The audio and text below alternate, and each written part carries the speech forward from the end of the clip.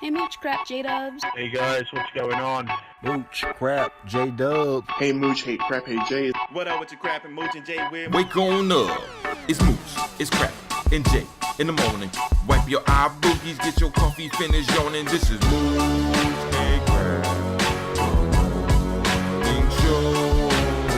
Wake up, let us begin with gaming news, skits, and call-ins from all the fans. No matter where you at, Cali or Pakistan, New York or New Guinea, this is where it's at. These are Xbox dudes with Xbox views on slander and hate towards Xbox news. This is Mooch and Crap. Show for the people, and they coming with it. Now do you understand? Now do you get it? Ponies love to lie and PC fans won't admit it, but Xbox hate is real and they all with it. Call in, let it ring in. We here to rock, we here to win. It's about the games, it's about the pride. Now Xbox community, come on, let's rock. Mooch and Crap. Big show.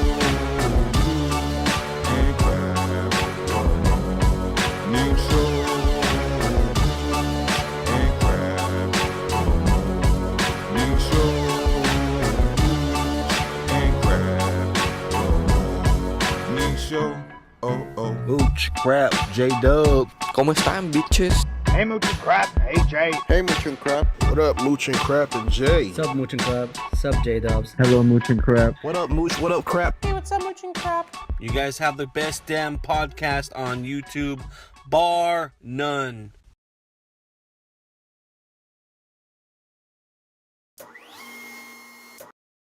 Hadouken!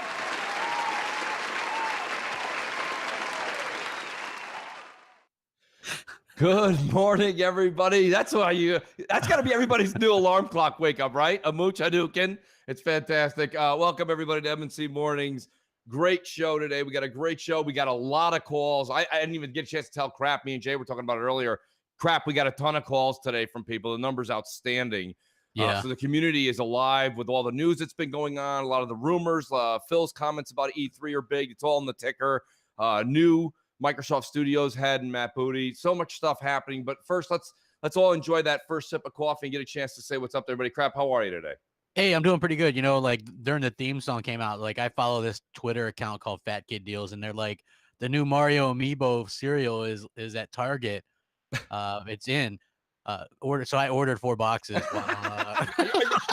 Like literally while the thing's going on. Are you like, keeping one for keeps and you gonna eat the 3 or what? What's going on? Well, I'll probably give some to Hellhammer. He's a big cereal guy. I'm not really much on cereal myself, but like just I don't know, like just keep it, I guess. Well, Hellhammer's into things that are crunching in your ear while playing PUBG. Oh, so I absolutely. Could see that being true. Yeah. How Yeah, about that? That threw off our whole tactical scheme, Crap.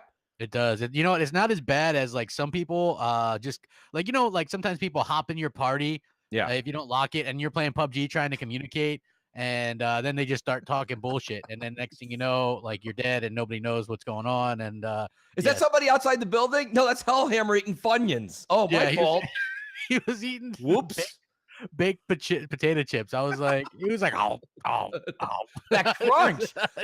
If I worked for a potato chip company, I would ask him to come in. I want to record those chews. They made me hungry. That's how good he was at chewing those chips. Yeah, exactly.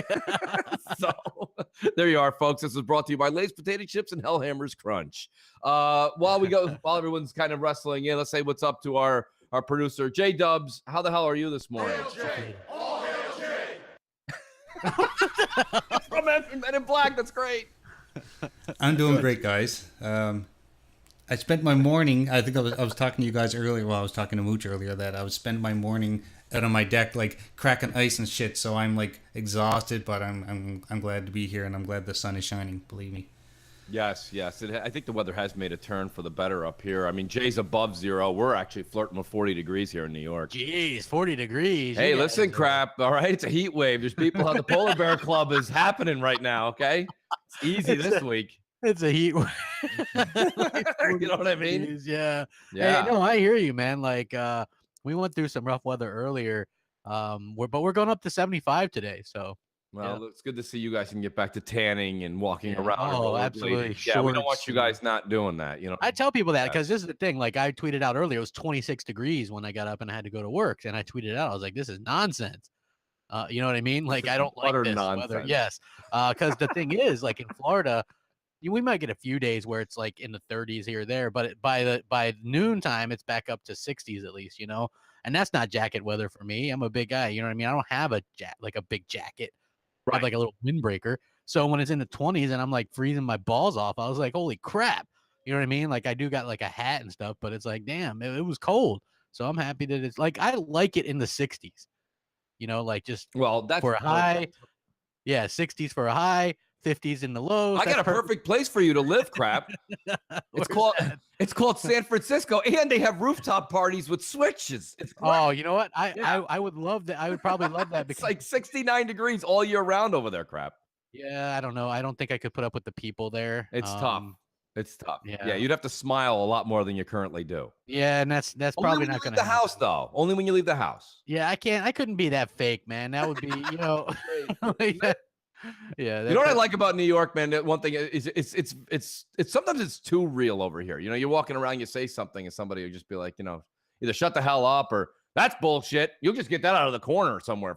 You're like, wow, that guy's just chiming in with his 2 cents. That's great.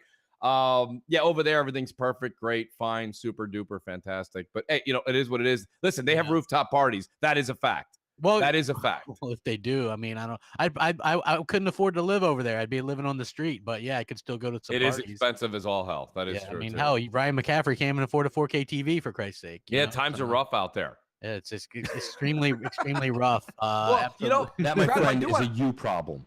It is for those folks out there, Mooch. That's true. But yeah, you know, crap, I do want to bring something up because there's this rumor, right? And we have it in the ticker.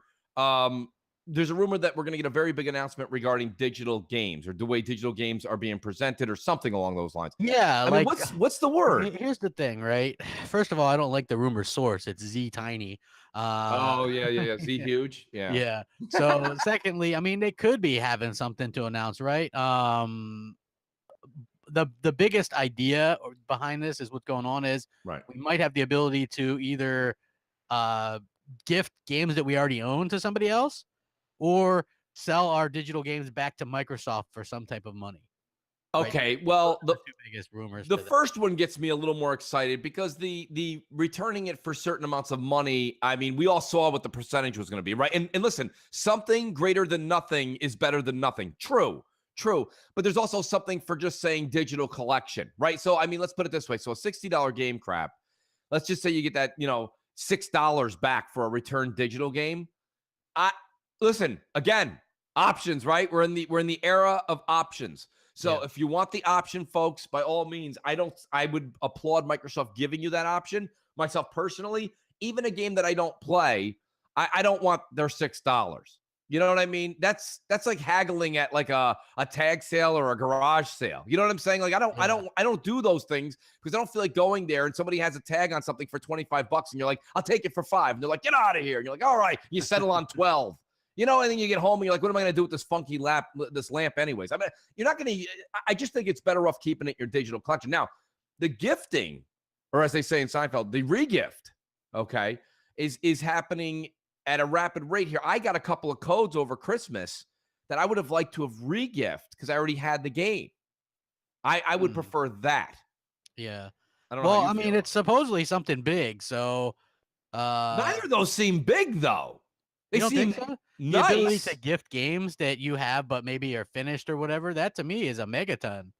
Well, hear me out though, crap. Okay, so you have Assassin's Creed Origins. Somebody gives you Assassin's Creed Origins. Now you can give away a gift?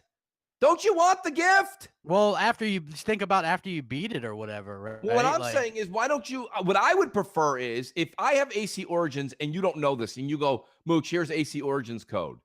I'd like to be able to take that and redeem the $60 value or whatever it is you paid, because I can see what you paid for it. Let me see what you paid for it, and then I get that value towards another. So let's say you got it on sale for $40. Okay, that means I get 40. I already have AC Origins, so it should give a drop down. You know, install AC Origins as gift or redeem monetary value for gift. and then it goes into my Microsoft account. So if you gift me and I already have it, well, if you paid 60, I get 60. If you paid 4, I'm going to get the gift. You know, you're not going to get slighted. And then I get that, and then I can go buy a game that I don't have. Yeah. I prefer that because you gift me a game, I already have the game too. What are we just passing hot potato? I mean, I'd rather have the value, and I would like to enjoy the gift. I mean, I would not like it. If I gift J-Dubs a game, I'm not going to feel great if J-Dubs is like, I already got that game. I gave it to crap. Well, then Jay didn't get the gift. He doesn't even need to tell anybody. You know what I mean? Just like, yeah, great game. I appreciate it. You know, well, yeah, you're talking about like the showmanship. I'm talking about like people that aren't in our world. Like, you know, Uncle Jimmy. Hey, Uncle Jimmy, I want you to play AC Origins. I already got that for Christmas. I didn't need that. Okay. But now Uncle Jimmy can only re-gift the game. He doesn't get the game. He doesn't get the gift. Well, I mean, you know, I don't know. I think the idea is, say I get, or I think it's just, I think you're looking at it wrong. For me personally, it's just, I have maybe a game that somebody doesn't have, and they're like, man, it would have been nice. I really want to play Wolfenstein 2, but I never played the first one. Well, you know what? I'm done with that shit. So here you go. You know what I mean? Like, just to me, that's pretty cool. So no, I mean, I know what you're saying, and I'm just tweeting out here what we're talking about on today's show. Folks in the audience, please do tweet out. YouTube has a very you gotta share it. They're super shoddy at letting people know that the show's live and stuff. So just so you guys know, like, share it on the social media and all that kind of stuff. It's really appreciated. And also, you got to hit the bell. Although apparently that does jack all shit for my channel. But, it doesn't do anything. Yeah. It's like, oh, you hit the bell. Congrats. Well, yeah, I went and put the room up, and even J-Dubs, we're talking, you know, we're getting stuff ready before the show, and he's like, I don't even see it in my feed. He had to actually go into my channel and find it. It wasn't running on his feed that the reminder and all that other stuff. It didn't pop up for him, and he's not the only one. He said it also happened with the show CCC with Mel. Yeah, and that shit happens all the time. Like, they change how things happen, and it's just it's shitty. It really is. But I mean, getting back to the gifting, you know, and I know we really do sound like we're Seinfeld and Costanza here. But I mean, to be honest with you, crap. Zing! Zing! They're zinging me. Come on. He's getting me, Jerry. He's zinging me left and right. But I mean, realistically, look, don't look a gift horse in the mouth, they say, right? So if Jay buys me something, and I'm not talking about our scenario, crap. I'm stepping out of Mooch and Crap and J-Dubs. Now we're just Joe Blow Gamer, okay? I get a gift from my friend, and I have the game. His idea of giving me the gift is actually the monetary value as well. So if I have the game, or let's say he gifts me a game I don't want to play, okay? So he gifts me a game I don't want to play. I want to take the monetary value and go buy something I want. The gift is still the gift. Let's put it this way. Almost 95% of you that celebrate anything around the Christmas time, every one of you got a gift receipt in the box. The gift receipt is, if you don't like what I bought you, please return it to the store and accept the monetary value and buy what you'd like. Yeah. That's what this should be. Not just I'm your friend and I'm forcing you to play Wolfenstein 2. Or as I like to say it again, remember, folks, Stein works for Xbox, so I'm calling it Wolfenselfie 2. Yeah. So Wolfenselfie 2, I don't want to play Wolfenselfie 2. So if you don't want to, no, I'm saying that it's an example, right? Wolfenstein instead of Stein and selfie, guys. Yes, roll with me, folks. Roll with me. Follow along. But yeah, nonetheless, crap. I think that would be cool. Now, I like your idea too. Why can't we have? I think we can have both of those. Either re-gift the game, or give me the monetary value and let me purchase. Because someone like you and someone like Boom that has all the games, you might go, Mooch, it doesn't do me any good with the monetary value because I have what I want. Okay, so you're going to re-gift the game to Hellhammer or me or Jay or etc. And that works. But maybe you do want to put it, and you all of a sudden, I gift you a game. I know you have it. And then what do?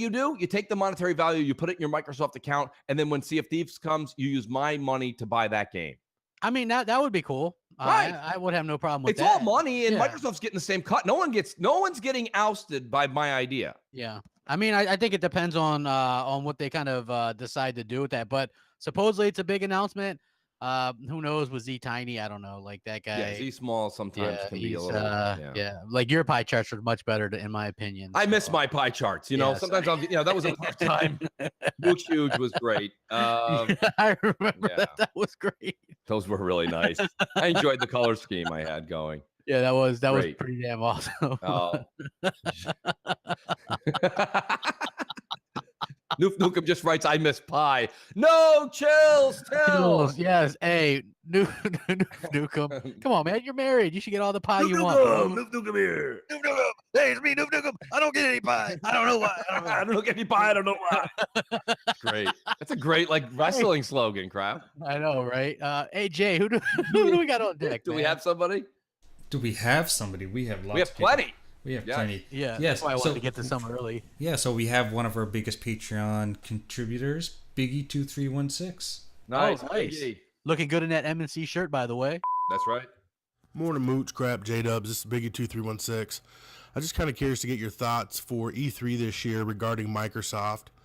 What would you consider to be a disappointment to you for a non-announcement? You know, they come out, they have the show, and you're expecting, a certain announcement, whether it's a game or a feature, and they don't announce that. I'm just kind of curious your thoughts on what that would be for you as far as a disappointing E3 goes. All right. Have a great day. Keep up the good work. Bye. Well, I think everybody's expecting a Fable trailer of some sort, CGI or whatever. Who was it? Alan Walsh said it. He thinks the game is going to come out 2019. So, that to me, a 2018 announcement would be fine. People want to see some sort of roadmap. This isn't Lionhead Studios. This is Playground Games. They do quality shit. Their stuff's on time. I would assume that even though everybody's like, oh, they're just now starting, we've heard about Fable for over a year now. Right. So this could have been an early concept and stuff like that for a while now. If they don't announce Fable this E3, that would be disappointing. If they don't announce Halo, Crap, reiterate Biggie's question. Because I was typing something on Twitter. He's wondering if there would be something that if we didn't get an announcement, would we be depressed or upset about it at E3? Like, what would you're be, saying Fable needs? Yeah, if we don't see something Fable, to me that would be a huge letdown this year. I do agree with you 110%. I guess the only thing that I would say on top of that, so we have a little bit more open discussion on Biggie's question, would be I want to see a new IP or two. Yeah. I would like to see. I don't care if it's coming out in 2020. I don't care if it's coming out in 2021. Phil's got to put something together. Have the developer come up on stage, cry on his shoulder a little bit, and you know what I mean? Do the whole nine, and get people to love what they're creating and get amped about it. Being like, I've been working my whole life on this. You know what I mean? Like, that's what I want to see. I want to see people come up there and show that they're actually putting their TLC into a new game. Yeah, I mean, I think we might see one, but yeah. So you think two is asking too much? We do have a live call. I know. M&C Mornings, what's up? Hey now. Hey, what's up, y'all? They're Griggity here. Hey, man, I was listening to Crossfire like a couple days ago, and Crab was making some good points about Sony. He was pretty much saying how we know what they're going to do, and it really made me think. He's absolutely right. I mean, I don't know what's going to happen. Maybe they're going to have a couple of third-party exclusives coming. Maybe Guerrilla's going to go back to Killzone. Who knows? But Crab was absolutely right. We know everything they're doing. Where Microsoft, we don't know nothing. We know what they're doing games. We know they're making games, but we have no clue. Besides the games that's announced for, Sea of Thieves and State of Decay and Crackdown. So Crab is absolutely right. We have no idea. So if Microsoft comes out and announces games, what is going to be the narrative change then? What is it going to be? I'm so curious. What is the next narrative game going to be? What, they don't have any single player games, or I don't know. I'm just curious to see what you guys thought of, think about that. So anyway, peace and love. Well, there you go, Crap. He's just reiterating what you said on Friday, and it did make some good points. Yeah, we know everything all their first party studios are doing, and Guerrilla Games is 100% making Horizon Zero Dawn 2. So that game has way bigger upside than Killzone 8. You know what I mean? Right. I mean, I think you're right in the point that we got a bit of a problem here with, the thing is though, look, we can say this all we want, but we know the way the narrative is going to be spread and the way people are going to talk about it. And, Sony's going to show the same stuff again, which no surprise to anybody. Crap said it himself. I agree. But people are not going to complain. They're going to be like, well, I'm amped for that crap. So I don't care that they showed it again. Every year I see a little bit more of it, and it gets me that much more amped. So they're not going to get any negative slack for showing Sucker Punch's new game and showing another glimpse into Kojima's magical fantasy world. And they're not going to mind. They're going to say, I like those games, and that's what I want to play. But this year, the only thing is as games release, they're going to have less and less. I mean, by E3, we're supposed to have already had God of War come out, right? And what's the other game? Detroit. I don't know if that's probably not coming out to the fall. I don't think there's a date on that. Is there a date on Detroit Become Human yet? There's no date on any of their first party stuff. Right. So, I mean, there is an issue there, folks. And we'd be saying the same thing about Microsoft, right? Yeah. If Microsoft had Sea of Thieves, State of Decay 2, and Crackdown 3, and now 2 out of 3, they don't have dates for. But if they had nothing, I'd be like, dude, we're entering spring soon. We don't even have a date. I mean, these are things like dates usually come out 6 months in advance. Supposedly, I mean, if God of War was really coming out in March, we're almost in February. Don't you think we'd know it by now? Right. Yes, I do. To be honest, I mean, yeah. So, I'm not exactly sure that that's a sure thing. I will say that I pre-ordered that collector's edition, and that says June 30th. Which one, crap? The God of War one. Oh, you did? Yeah, I pre-ordered it. What comes in the collector's edition? I did see a glimpse of and all that kind of stuff. It's like $150, but hell yeah, dude, I'm down for that. There you go, folks. He's not just called Crap Gamer for nothing. He games everywhere. Okay, yeah, I'm gonna do an unboxing with that shit and stuff. Like, as you know, I got a new setup and stuff, and I'm looking for the first thing that I'm actually gonna like kind of unbox. And it might, I don't know if this would be a big deal, but there's this game. It's like, I guess it's like an RPG game. It's called Elix, right? Okay. And they had this really expensive collector's edition.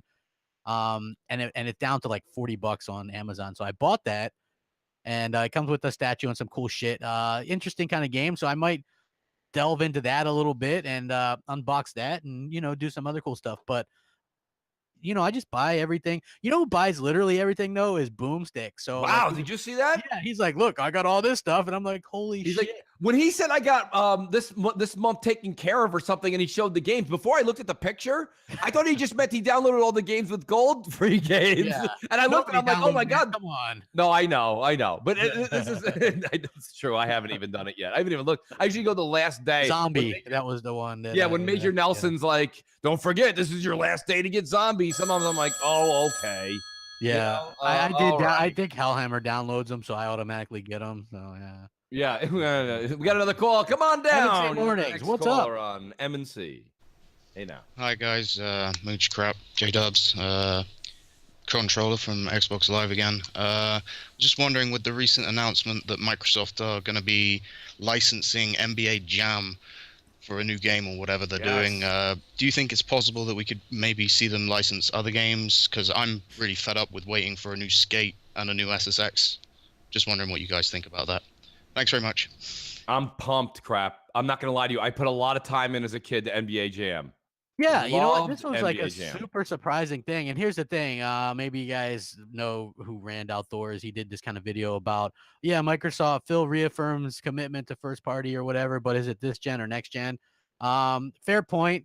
But I would say that the whole reason that they're, quote unquote, have their checkbooks open is to stopgap until that stuff comes out. Right. And you better believe Fable's going to be on Xbox One X.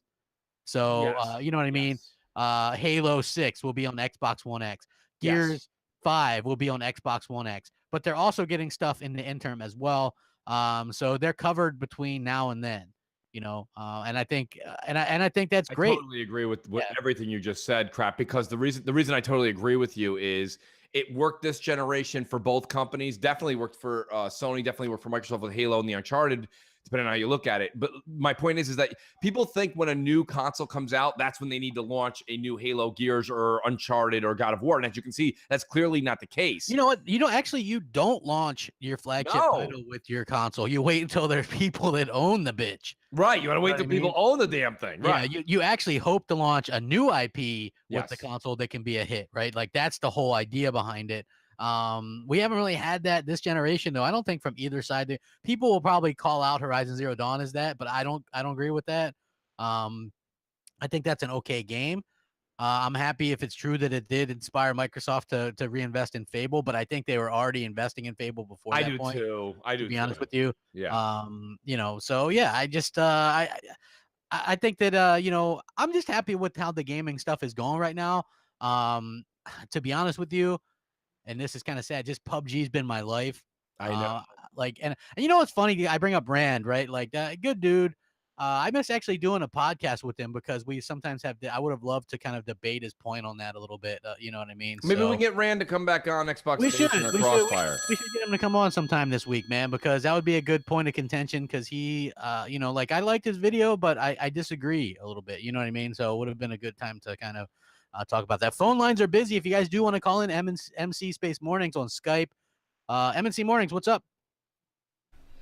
Hey now. Good morning, Mooch and Crab. This is Sir X-Man. Guys, after 3 months of moving and getting stuff together, I'm finally back on Xbox. You don't know how boring it is not to be able to play with your friends and getting messages all the time. And thank God they got this Xbox Live beta app where at least I could be able to party chat with my friends and apprise them of my situation. And to celebrate me coming back, you know what my friends said they want to do? They don't want to play on the Xbox One. They all want to get together tonight and play split second on the Xbox 360. Those are my friends right there. And what happened? What? We hear you. We hear you, buddy. We can hear you. Oh, okay. I thought I disconnected. I'm so sorry. Thank you. So I'm glad to be back. I'll be back playing with you guys sometime. And hopefully, Mooch, we can get together and still get down on that Doom sometime. We've been waiting to do that now. I know you've been wanting to see it in 4K. All right, everybody. Enjoy the show. And somebody get in touch with Lucas. She needs to be here. Talk to you guys later. Bye-bye. Thanks, Jay. It's always good to get the regulars calling in and stuff like that. Hell yeah. Yeah. So, Sir X-Man is great. And I'll tell you something. He makes a good point, Crap. This is a function. That's what people say. They're like, what is it you want to see out of Xbox moving forward?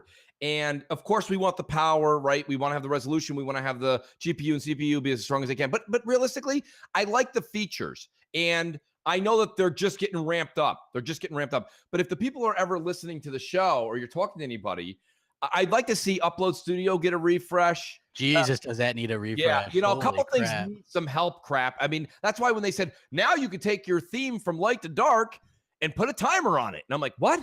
Who the hell asked for that?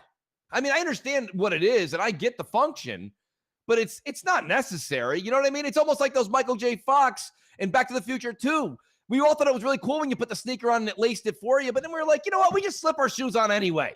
You know what I mean? Yeah. I don't need them to be like laces charging. You know what I mean? I don't need that stuff. So, I mean, myself personally, I just think that that's one of those things that you go, that's neat, but I'm probably never going to use it. So I hope the Microsoft guys over there are going back and reading what we're asking for and not just, having people just randomly over there pick what they want. So I don't know. I just don't think that theme thing was a big deal. I think the Do Not Disturb is fantastic, though. Hey, someone in the chat goes, Rand is an Xbox fanboy in disguise. When the hell was it a disguise? The guy's got over 1 million gamer score. Yeah, Rand is Xbox through and through. And if you don't know that, the only reason he got a PS4 or anything was because somebody gave it to him. Yeah, that's hashtag mooching. Fantastic. I'm very proud of him. Like, holy shit. I think he got a PlayStation VR mooching too. Like, holy crap. Very proud of the Randster on that. That is cool. Yeah. Like, that's, and VR is awesome. I thought it was pretty damn, pretty cool stuff. Like somebody in the chat, Biggie goes, Mooch only plays Doom on VR. VR is the future, people. It's the future. No. Don't even go there. It's the future. I'm telling you. It's Dr. Evil. It's great, damn it. I'm hip. I'm cool. It's so good. I can't get enough of it. I'm sorry. I don't know. There's a few people in the chat making some great points here. No, but I don't know what that person said about Doom. I haven't even tried Doom VR yet. I don't know. Is that even a multiplayer game, Crap? I don't think so. Doom? I don't think so. Yeah. No, yeah. No, it's literally, I want Doom to get its 4K bump on the Xbox One X. That's what I'm waiting for, to go back and play that. And I think that's what Where Sir is X that? Man. Like, the funny thing is, there's these games that you would figure would already been updated, like Battlefield 1, right? Doom. Some of these games just scream update, and they haven't yet been updated. That's a bit of a letdown, in my opinion. But I hope that we get that soon. Because I held off on Doom, on Xbox One. I started it and I liked it a lot, but I was like, oh yeah, this thing's gonna be great once I hit that 4K update, and we haven't got it yet. Such a long game, crap. I mean, personally, I think I beat it. It's fun. It does. It's long. I mean, yeah, it's long. yeah. I haven't even gotten back into, and I want to. I haven't gotten back into Wolfenstein Stein 2. I hear some people saying they don't like it as much for some reason or another. Yeah, I mean, like I said, it's not fair for me to say. Up until I'm at the very beginning of the game, so like I just thus far on when you get into the submarine, etc., and you're running around, you're talking to everybody, kind of doing a task here and there. I just haven't been that enthralled with it. But people said once you get past a certain area, like you get past a third of it, it really opens up and it becomes a lot of fun. So I'm definitely going to go at it. I just want to I kind of just want to go at it and just have fun with it and see where it takes me. But I'm just not enthralled. And shout out to Snoopy, who's on Twitter. Really funny tweet he made this morning. Crap. He goes, every day I open up my games, my digital games, and I look at them all, and I'm like, what game will I play today? And then I end up playing only PUBG. That's so my life. I'm like, what am I going to play now? I finished End of Zoe, Resident Evil 7's 1 DLC. I just started up Not a Hero. You're actually supposed to do Not a Hero first, then End of Zoe. But to be honest with you, I know both stories so well that it really didn't matter.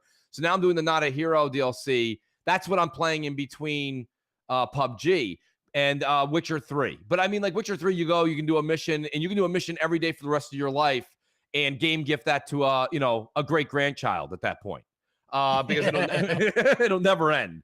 So it is what it is. But like here you go, Jesse Darby saying in the chat, yes, it does open up, Mooch.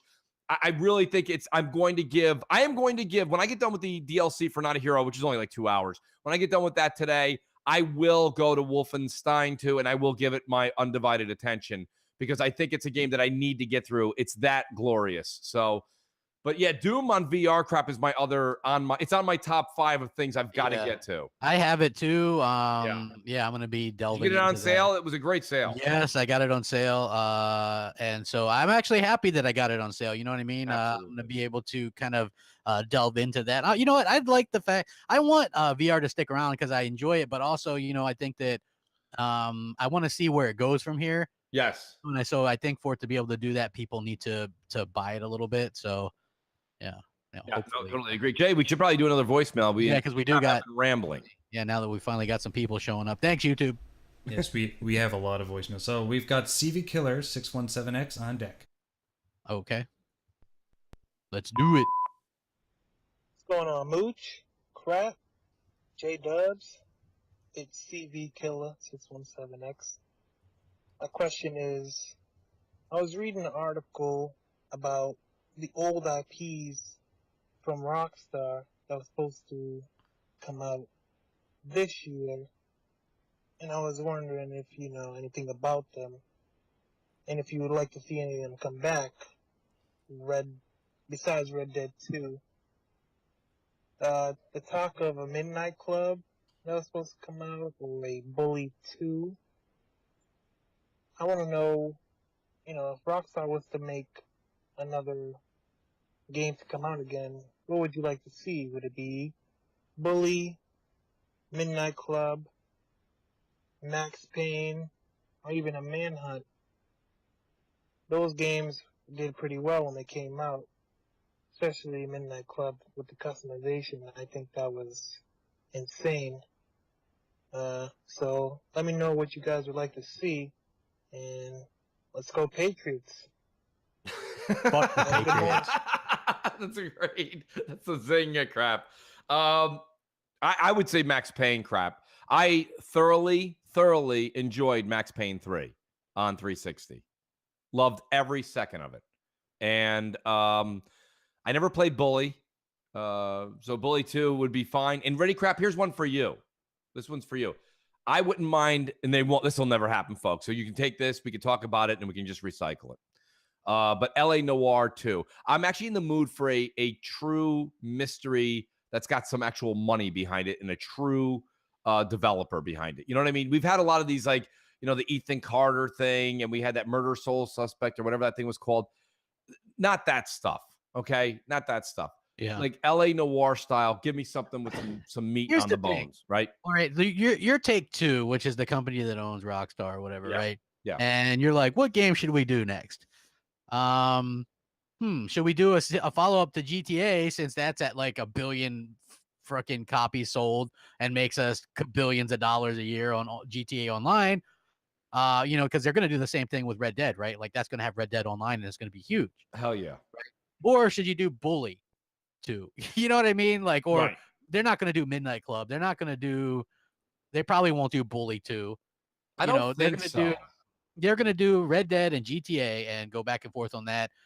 Max Payne underperformed incredibly. I had that game. I never played it. I thought it looked good, but the achievements were a bitch. So I never got around to actually playing it, but it looked really good. Yes. No, I agree with you. For some reason, I hope that I would like to see. The other thing is this: I wouldn't mind, and it's not going to happen right now. I wouldn't mind GTA 6 coming down the pipe. GTA 5 came out in what, 2012? Yeah. Like, can we get? It's 6 years, folks. I don't think I'm overstepping the boundaries by saying, can we at least get an announcement? Because if we get an announcement in 18, it's not going to come out. The earliest it'll come out is fall 19. Yeah. So I wouldn't mind, 7 years between GTA games. I don't think that's asking too much. But with Red Dead coming out this year, did they say Red Dead spring crap? Supposedly. I thought it was spring. We have a live call. But yeah, I mean, no. Yes, maybe this person calling will let us know. Yep. M&C, what's up? Come on down. Hi, Mooch, Crap, and Jay. Great Canadian web slinger, Mighty Spidey here from the Great White North. Guys, I got my first chicken dinner last night. Congrats. Felt pretty good. Winner. One point I was feeling like pizza, and I was feeling like burgers. Actually, I can't lie to you guys. You guys are like familia. I had pizza last night. I didn't have chicken. I had pizza. Now, the real reason for my call is to give you an update on the Boldly Beaver. Being Canadian, I know everything about every Canadian here. So the Boldly Beaver is on a side quest right now to find Sean Murray. He'll be back soon. Last but not least, I'm really looking forward to this new JKB and Mooch podcast. Crap, you owe me $100. All right, boys. Have a good one. Take care. Wait, why do I owe him $100? I have no idea why you owe him anything. Maybe you can gift him a game and he can gift it to me with a new announcement coming. No, what's great? I really do. Well, I don't know how he knows the Boldly Beaver. Jay, how are all you Canadians related? What is happening up there? We're all brothers and sisters. Oh, okay. So that's what's happening. Every one of us, yeah. Very nice. Every one of us. Everyone. You sound like Tiny Tim. Yes, he does. We're brothers and sisters. Every one of us. Oh, there's the Boldly Beaver. He's in the chat. Nice. Good to have him back. Boldly Beaver's Beaver. back. Blue's here. Guys, we did mention it earlier. Please do retweet it out. YouTube. One gentleman just said, he's like, wow, it just showed up on my feed now. So people like an hour later, woo! It's an hour into the show, and it's like, and by the way, do hit the like button, folks. We have a top 10 today. We do have a top 10. And it's a great one. I thought it was too. At first, I was like, this one's going to suck. And Mooch is like, no, it'll be great. No, it grows on you. Yeah, it does. I just kept tweeting it to you. Like the herb. What are you going to say? Like the herbs. Something people don't know about us Canadians is that we're not actually human beings. See, like I'm an orangutan or a chimpanzee. Boldly Beaver is a beaver. Mighty Spidey's a spider. So we're not actually humans up here. We just portray humans online. In the intro, your monkey comes swinging in. It's so great. Like, I don't know why I just noticed that this week. Is that new? No, that's new this week. Yeah, okay. that's brand new. You're on the game. I loved it, Jay. That's a nice touch. I figured I had to like represent the monkey behind the computer, so that's why I threw him in there. That's great. Boss Carlos, who's a big fan of the show, he says, who do you got in the games today? Listen, Crap's going to speak with emotion. I'm just going to speak. I think you're looking at a Minnesota Patriots Super Bowl. That's just me saying it, but Crap, go ahead. Jaguars and Vikings. Yes. Well, we can agree on this. I have no, I'm an NFC guy. So is Boss Carlos. Boss Carlos, we have to be on the same page today. We are both rooting against the Eagles. So I was really hoping that the Saints would have won because that's the only quarterback they I should have thought that won. was worth a damn. Yeah. Who the hell? 61-yard touchdown on the last play of the game. All you got to do is tackle the guy in bounds, and it's over. As they say in New Orleans, who dat? Who dat? Who dat? Like, what happened? One of the funniest things I saw, right, was this church from Minnesota. Yeah. They tweet out, to all those that were saying those prayers in the last 10 seconds, don't forget we have church services Sunday or whatever. You know what I mean? Because everybody does that. I got to tell you, I did that. Like back 5 years ago, the Ravens went to the Super Bowl, won it all, right? They were playing in Denver, were a touchdown behind with 30 seconds left. Flacco throws like a 70-yard touchdown pass with and Jacoby Jones got behind their safety. Like it was amazing. And I came through with that. I was like, true story. I hadn't talked to my older brother in like 3 years. And I said, I swear, if they win this game, get this touchdown, I'm going to call my older brother and we're going to patch things up and all this kind of stuff. And next thing you know, man, I did. I called them. And, nice. Yeah. So, well, funny, I'm going to give a shout out to Predator when I was doing who dat, because that's their big thing down New Orleans. Who dat? Who dat? Yeah. He just said, blew that. So, they blew it. But I would have much rather, to be honest with you, like because the Patriots likely will win. I don't see a Jackson going up in cold ass weather there and Bortles. What time's the game? Eastern time? 3 something or 3 something or 4? Yeah, because usually what they do, since there's only 2 games, they want to have one that's on prime time, right? Yeah. So you got a 3:30 start, and then you're gonna have an 8:00 start, I think, right? Yeah. Well, that's good with me. That's fine with me. I mean, I think that's I'm glad there isn't a 1:00 start for the early game, because that's just there's only 2 games on, folks. So no, that's great. Games in football, folks. It doesn't get much better on Sundays. Yeah, and but also it's like who of these quarterbacks are really like good that are left? Case Keenum, Foles, Bortles. Come on, get out of here. Like there's some good defenses left, thankfully, but you got to be able to have. Yes, well, you have Saxonville, right? That's what they're calling themselves. Yes, I will say the only way to really rattle Tom's cage is throw to him have on the ground a lot. Yeah, that defensive line rush. I'd be stepping on his hand, poking, eye gouging in a pile, whatever. You know what I mean? Just think about it, crap. I just want to let everybody likes. Everybody likes that. That's Jay saying enough football talk. Oh, gotcha. Exactly. Sorry about that, folks. But the Jags do have Tom Coughlin. He's down there in their front office now. So Tom Coughlin knows how to beat Bill Belichick. He does. Yeah. So, and the trick is hide your plays. Hide your game plan. Hide your plays. Hide the balls, because Tom Brady out here deflating all them fuckers. So so there's guys, we want to do a top 10, but you got to get those likes. Come on, we got let's get over 200. Let's get over 200, folks. Let's get over 200. But Jay, who do we got on deck? Let's go ahead and get something rolled up. Certainly, we've got Friendly Combatant. Awesome. All right. Hey Mooch, hey Crap, hey Jay. This is Friendly Combatant from Xbox Live and Twitter. Had a question to ask. What Xbox One games or Xbox 360 games would you like to see get the X enhancement? So maybe name off 3 that you would like. Me personally, I would like to see Battlefield 4 and Hawken and maybe even Black Ops 2 get those X enhancements. Nice. Okay. Well, I mean, what did he say? I had trouble hearing. He said that what one. 360 games or Xbox One games. I don't know if he said that as well, but he mainly said 360 games. Would you like to see get maybe an X enhancement? I mean, he said Black Ops 2. I think he said Black Ops 2, which is a 360 game. Yeah. Yeah, that is a 360 game. So I would like to see. Let me think. Damn, I got one. I'd say, since they already have it on back compat, you have to pick one. I would think back compat's a smart way to think about it. I would say Left 4 Dead 2. I was going to say the same thing. Right? Well, me and Jay are Left 4 Dead nuts. That would be a cool one. I think that it would be cool if they did. Let me trying to think of one that I really, really think would be cool. I can't even think of one. Jesus Christ, I don't know. Well, yeah, but I mean, just something that's got a nice color scheme to it. Because remember, if a 360 game gets enhanced, it's going to look better Maybe Forza Horizon 1 because that was such a Yeah. good game. You know what I mean? Like That's that a to good me. call. Yeah, that to everyone's me was boasting great. Forza Horizon 3's great X enhancement. Why not Jesus, bring them that thing all looks up? so good. Holy Right. crap. Yes. You know what I mean? Like, Yep. wow. They, I was explaining to someone yesterday who's not into, somebody asked me yesterday what the difference is. I was just out and about. A friend of mine was like, what's the difference between an Xbox One and an Xbox One X? And I was trying to explain it to him. I'm not sure I really did a good job because, what games do they play the same games, but they play and look better. Right. You know what I mean? It's It is like, a tough sell. It is. It's incredible, especially to people that don't know. You know what I mean? And, It's not only that they look better; they play better too. they play so much better. They and do. Yeah, like a good example of this, right? Like even though PUBG plays like shit, my buddy Grave, who you play with him all the time too now, he has an original Xbox One, and we play PUBG. Literally, this is no exaggeration.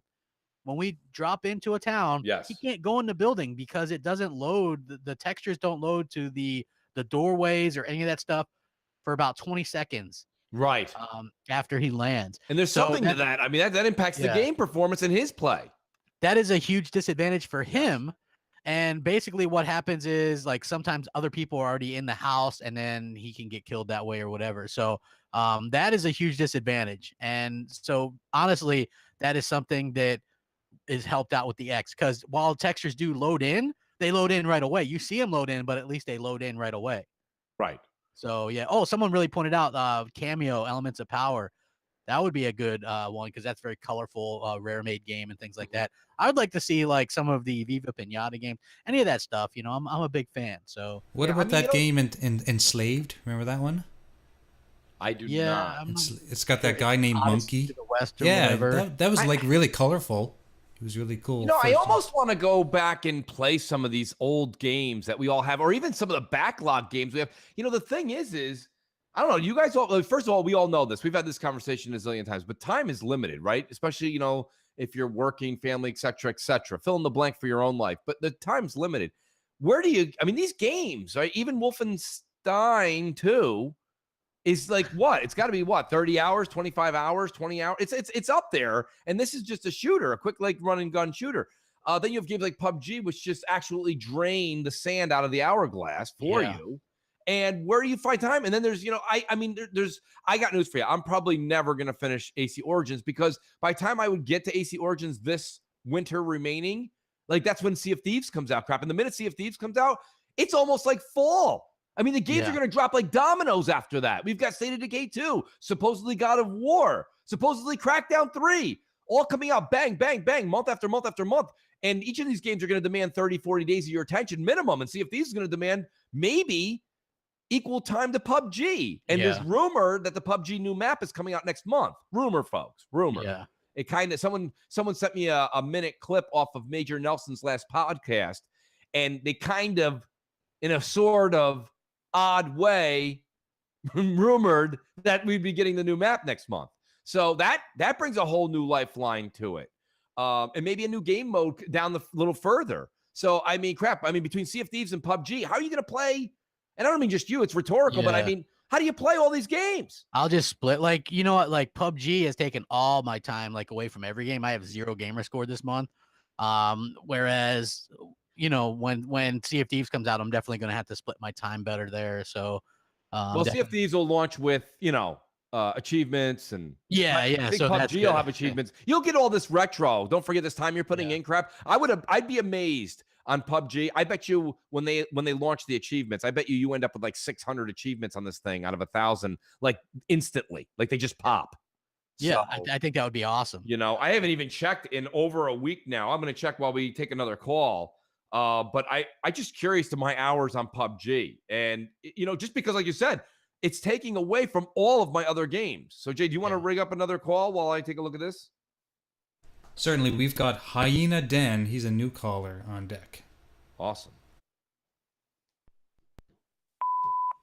Hey, Mooch, Crap, and Jay. It's Hyena Den. First-time caller. I've listened to the show for a while now. My question is, why... We always hear about how great the PlayStation platform is, or how great the PS4 is. How come people more importantly, how come the media doesn't report on how much value the Xbox platform gives people? You know, you have backwards compatibility going back 2 generations. You have, you have the Blu-ray capabilities. You have, especially with the X, with, what the enhancements do for your current games and your previous games, and, the 4K Blu-ray drive and all of that stuff. And not to mention how much of a bonus it is to be on the platform with Xbox Live, because Xbox Live has always been a platform where you have insane deals, especially over the holidays. You have insane deals. You have probably the most secure online network, bar none, unless you count Steam. Why doesn't the media, cover how much of a value the Xbox platform is, whether you're talking about the Xbox One S or the Xbox One X? I think it's an enormous value for what you're paying. But I never really see people reporting on this, and it's kind of confusing. That's my question. Thank you. That's an outstanding question, Crap. And that's something I'm glad. Thank you to that caller, by the way, because I've been saying it now. I said it on Xbox Nation 2 weeks ago. I brought it up on Crossfire on Friday, and I'm glad to bring it up today. Value, folks. We used to talk about this 3 years ago. Yeah. The value for your dollar with your money going towards a console. Right now, if you buy the X, you're getting the best games. You're getting more multiplayer, single-player action, because a lot of Sony, don't get me wrong, you could turn around and say the same argument the other way if you're just single-player, but why not get Microsoft is focused with their core games to give you a single-player and multiplayer experience, and a lot of Sony's games are just single-player, okay? Backwards compatible. All those games, when all of you guys on Twitter are sending all those pictures out, whether it's PS3 library and you can't use them on PS4, but the Xbox 360 games every single month, 4 or 5 games become back compat that you get to reuse and replay, and they play better on the X, and some of them are getting enhancements. Yeah. Okay. This is a big deal. Now you have OG Xbox that's on Xbox. So now you have 3 generations on your Xbox One X, Xbox One S that are being played, not to mention EA Access, not to mention Game Pass, and not to mention overall, this part's opinion is a better online service. I just think overall the value is better on Xbox. Granted, for the short period, this last, 12 to 16 months, Sony's had a little bit more of their first-party studios coming out. But that doesn't mean you can just wipe away a clean slate on everything Xbox has been doing this generation. Yeah. So that's a great call in, and I'm with you. I think for the $60 in your pocket, you get more games that are represented through a single-player, multiplayer experience on Xbox than you do on Sony. And for your money for a console, you're getting more for your older games that you already own and newer games moving forward on the Xbox One X than the Pro. That's, I mean, value. It's a great word, and we should use it more often. Let's see. I'm checking my my time on PUBG. I'm at 77 hours on PUBG. Mine doesn't say. Where do you see your hours on that? So if you go into, I go into the app. I went into the app on the phone, and then just achievements on the, and then right there, as soon as you go to achievements, click on PUBG, and it gives you gamer score achievements. Of course, there's 0 because there aren't any. The next one down is time played, and mine says 77 hours. I'm ranked 26th out of the 120 friends that have it. Okay, interesting. That's very interesting. I'm gonna check mine. And some of the other stats on there are pretty cool. But yeah, no, the game hub. Someone was just saying in the chat too that it's also, the information is also available if you're in front of your Xbox Trap. I believe the game hub also has. Mine says minutes played with 4,719. I'm not sure if that's 100%. That's interesting. It went to, I don't know about that either. Minutes played that's a lot of work there. Who the hell wants to do that, man? You will be tested on this on Monday morning, folks. So please, no calculators. So great call in with that value. Jay, what was the name of that caller? Okay, that's over 80 hours. So well, there you go. Yeah, I mean, you've caught up, Crap. Nice work. Oh, we have a call. That's why. Yeah. J-Dubs, put this caller through. That was a great, by the way, I just want to reiterate that was a great voicemail. That was good call in. Thank you. Thank you. M&C Mornings, what up? Hey now. Hey, what's going on, Mooch? What's going on, Crap? And what's going on, J-Dubs? Yeah, I was just calling in to ask a question. What's the hardest game you guys have ever played and beat and had that really good feeling where it's like, yes, I beat this freaking game finally? Mine was the Ninja Gaiden on the OG Xbox, the first one. So just and the chat, asking the chat too. All right, thanks a lot, guys. Bye. Yeah, I mean, hard level going through, I would say as a kid, it was Ghost and Goblins, Super Ghost and Goblins. Those were things that I took. That was almost like an award or a badge I earned, It was like getting the, I would say this generation that was difficult was Doom on the hardest through the first. When you can play, I believe, Nightmare mode or something after you beat it. But I beat Doom on the hardest difficulty. And I thought that was a major accomplishment. Or you could look at, I beat Wolfenstein, the first one, on the hardest difficulty. I thought those were very, very big. I'm trying just off the cuff. I mean, I could stop and think a little bit further here on difficulty level. I mean, a lot of people would say Ori, but I beat Ori. I didn't think Ori was that hard.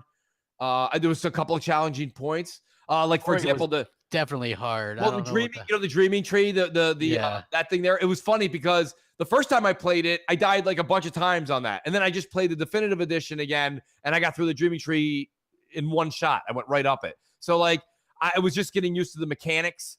I don't know. For some reason, there's certain like but crap. I grew up playing nonstop platformers. I don't find platformers to be super difficult. They can be challenging in areas.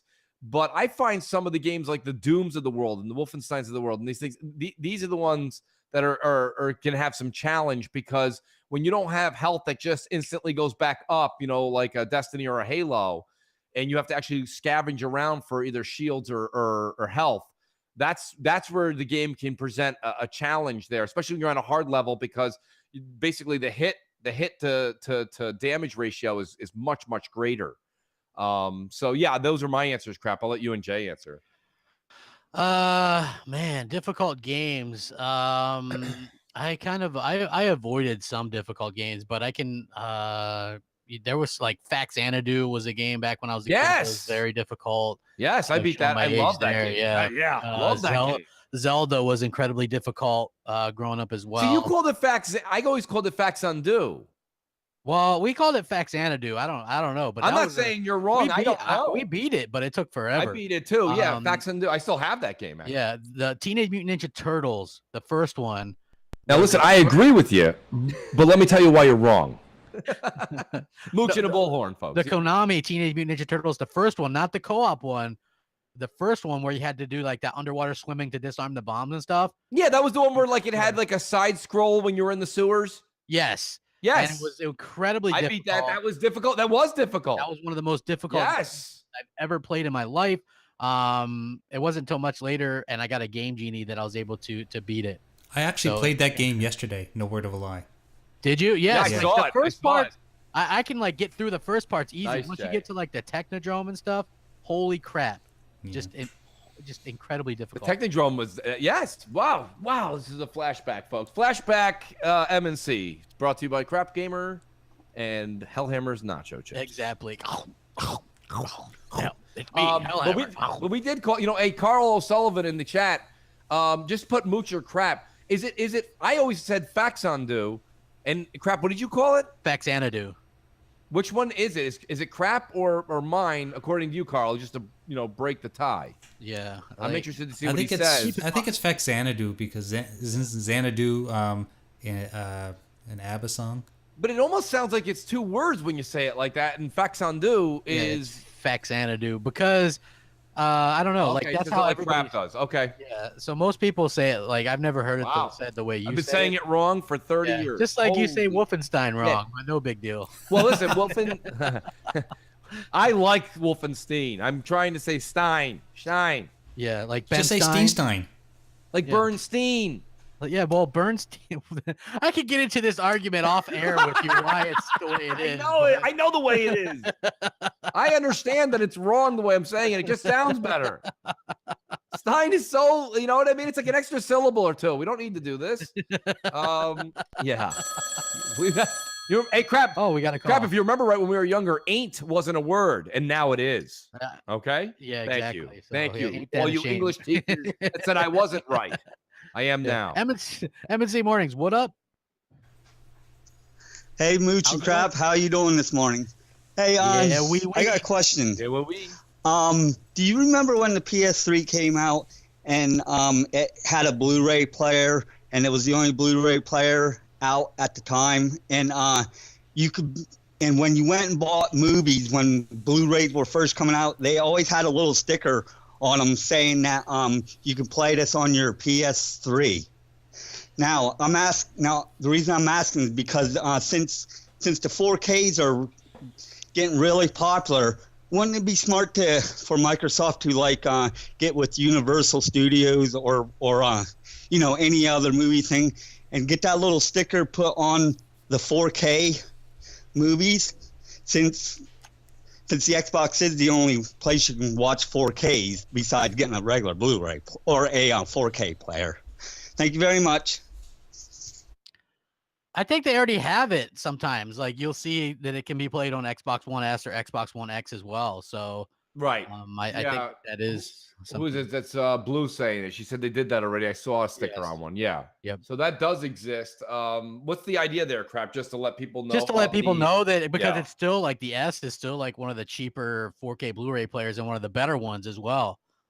So I can imagine that people that are just looking, a lot of people buy, they buy these new fancy TVs, 4K TVs. You're not getting the most out of them if you're just streaming your content. Right. Have a different way to watch those as well. So, that's pretty damn important in my opinion. No, I totally agree. Guys, we are well over the 200 mark now. Do we want to do a top 10? We can definitely do a top 10. What do you think, J-Dubs? J-Dubs, what do you think? I say we do it. All right, top 10, Okay. folks. Enjoy this one. Hey, what's up, everybody? Welcome to the M&C Mornings Top 10 Countdown. Today, we're counting down the top 10 executives in gaming who made a difference either for good or bad. And this should be one hell of a list. I'm already kind of excited about it. So let's jump right into it. Number 10, Don Matrick. This guy single-handedly almost destroyed the Xbox brand from top to bottom. From TV to lack of exclusive content to closing studio, he was really, really out of touch with gamers. I'm wondering what this guy was thinking. He got ran out on a horse. Nobody even knows where this guy is anymore. He's probably with somebody in witness protection at this point. But this guy really out of touch with gamers, had no clue what was going on. So glad he's out of there. Horrible. Very good. I'm going to stick with your theme there, Crap. And I'm going to say that number 9, Yosef Mehdi, the famous turned infamous TV executive that opened this generation's gaming montage, not with games, but with The Price is Right and a clip from the movie Star Trek. As much as these media showings were aiming to show off Microsoft's all-in-one box, it was one of the biggest blunders of all time. So he had a major impact along with Matrick on the Xbox One in specific. Oh, absolutely. He was, he had that little clicker in his pocket, like, Yes. oh, look, here, Connect works perfectly. And it never worked like that. No, so. it didn't. Number 8, Peter Moore.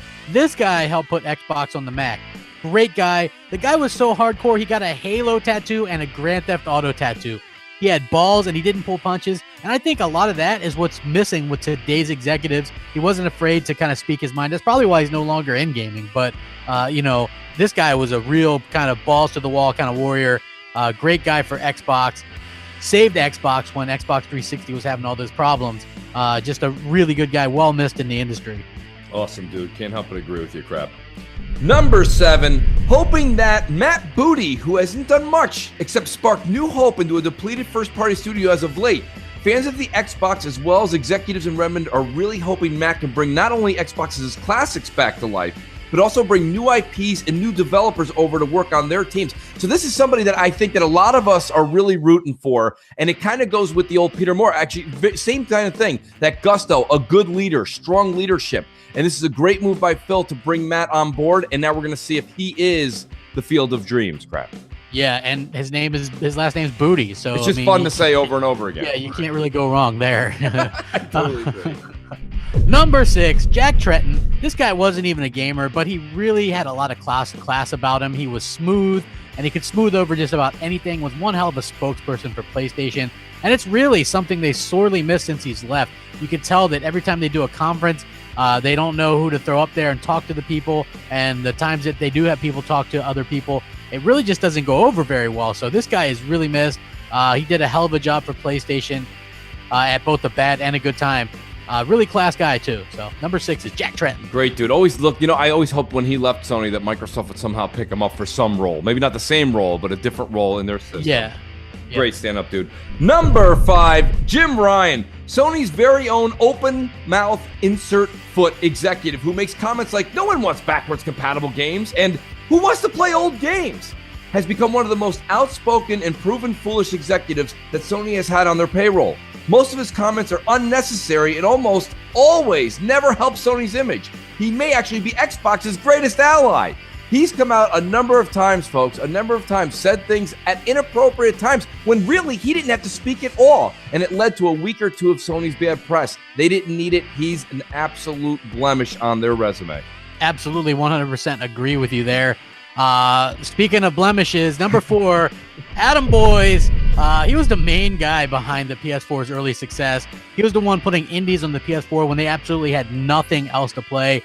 And he also forged those big third-party deals right from the start. And they've really struggled since he's left. And his replacement within the last year has already left as well. He's also that schmarmy-ass guy that did the, here's how you play games. Yeah. So I don't miss the guy, but yeah, he was definitely an integral part of PS4's success, especially early on. Definitely a memorable executive for sure. Yes. Number 3, Mark Cerny, a.k.a. the church lady from Saturday Night Live. He came out in a desperate attempt to save face against Microsoft's 6 teraflop beast of a console and told the media that if devs wanted, the PS4 Pro actually could muster over 8 teraflops. But in the end, he was just stretching the truth and made Sony look even more foolish for not thinking and making their mid-gen refresh an actual upgrade worthy to consumers. 8.4 teraflops, get it right. That's correct. You're shortchanging him. I did. Number 2, Yoshida. Of course. Without Yoshida, we'd never realize that 1080p makes you a better gamer, and we'd never know that Phil Spencer was quote-unquote the most human person working at Microsoft. Bravo, Yoshida. You've done it all. You're such a great guy, man. Thanks for being so great. We love you. Such a class act. Yes. Bringing us to number 1, the man himself, Phil Spencer, who single-handedly turned this ship around with positive vibes and good old-fashioned hard work. He supersized the strength of the Xbox One and is currently in the process of recruiting and creating some of Xbox's first-party games that will hopefully change the opinions of gamers and impact Xbox's future for years to come in the gaming industry. This man has literally taken the whole thing, and I understand he'd be the first person to say it's not all me, but he's the only one to really put everything on his shoulders and say, this is my responsibility, and this is where I'm taking the brand moving forward. So bravo to Phil. I think his plan was set day one. He's been following it. Of course, you got to make a left or a right turn off of your scheme to go with the way the industry turns you. But overall, Phil Spencer deserves the number 1 slot in the executive that changed the most in this generation. Absolutely. He's done a good job saving Xbox from Matrix's terrible decisions. Correct. He's kept his promises, too. Everything that he's really said, yep, he's kept. From the better hardware fixing Xbox Live to the games that are coming. And it's just been a fantastic ride. I can't wait to see what's next. And we appreciate all you guys checking out this week's Top 10. If you guys have an idea, send it to Jay, and we'll be happy to do it. Thanks for watching. We'll catch you next time. Peace. Megaton! Good list. Awesome. Man. Top 10, dude. That Honestly, was. I mean, right, crap. And don't get me wrong. Like you said, at first you were like, I don't know about that top 10. I'm like, it'll grow on you. And it really was good. It's informative. Lets people remember the past in a certain way that, A, somewhat comical, but B, a lot of these different guys that are with some of these companies, not with them anymore. There's a couple of honorable mentions too, like Mark Whitten, who's no longer with Xbox. You know what I mean? Like, remember Mark? He was a big. Somebody mentioned Jay Allard and another good one. Phil Harrison. Shannon Loftus. I try my best to forget about her every day. So yeah. But yeah, there's so many greats out there. There's a lot of people that had some like influential, like in a good way, some in a bad way. But nonetheless, I think right now you're seeing the core folks that are there. And I thought that was just Oh, we have a call, which is great. Oh, maybe it's a response to the top 10 crap. Yeah. M&C Mornings, what's up? What's up? Hey, Mooch. Hey, Crab. It's Xbox Trigger from Twitter. And I know I haven't been here for a while, but I finally got some free time. My question is here today is, why do you think Sony fans keep saying we don't have games and our games suck? But if you look up any other games on Google, YouTube, the first thing pops up is PS4. It's like Forza Horizon, PS4. Crackdown, PS4. Let's look it up. It's very strange, and I think it's pretty funny. What do you think about the hypocrites out there talking, acting like that? That's really it, and hope you guys have a great show.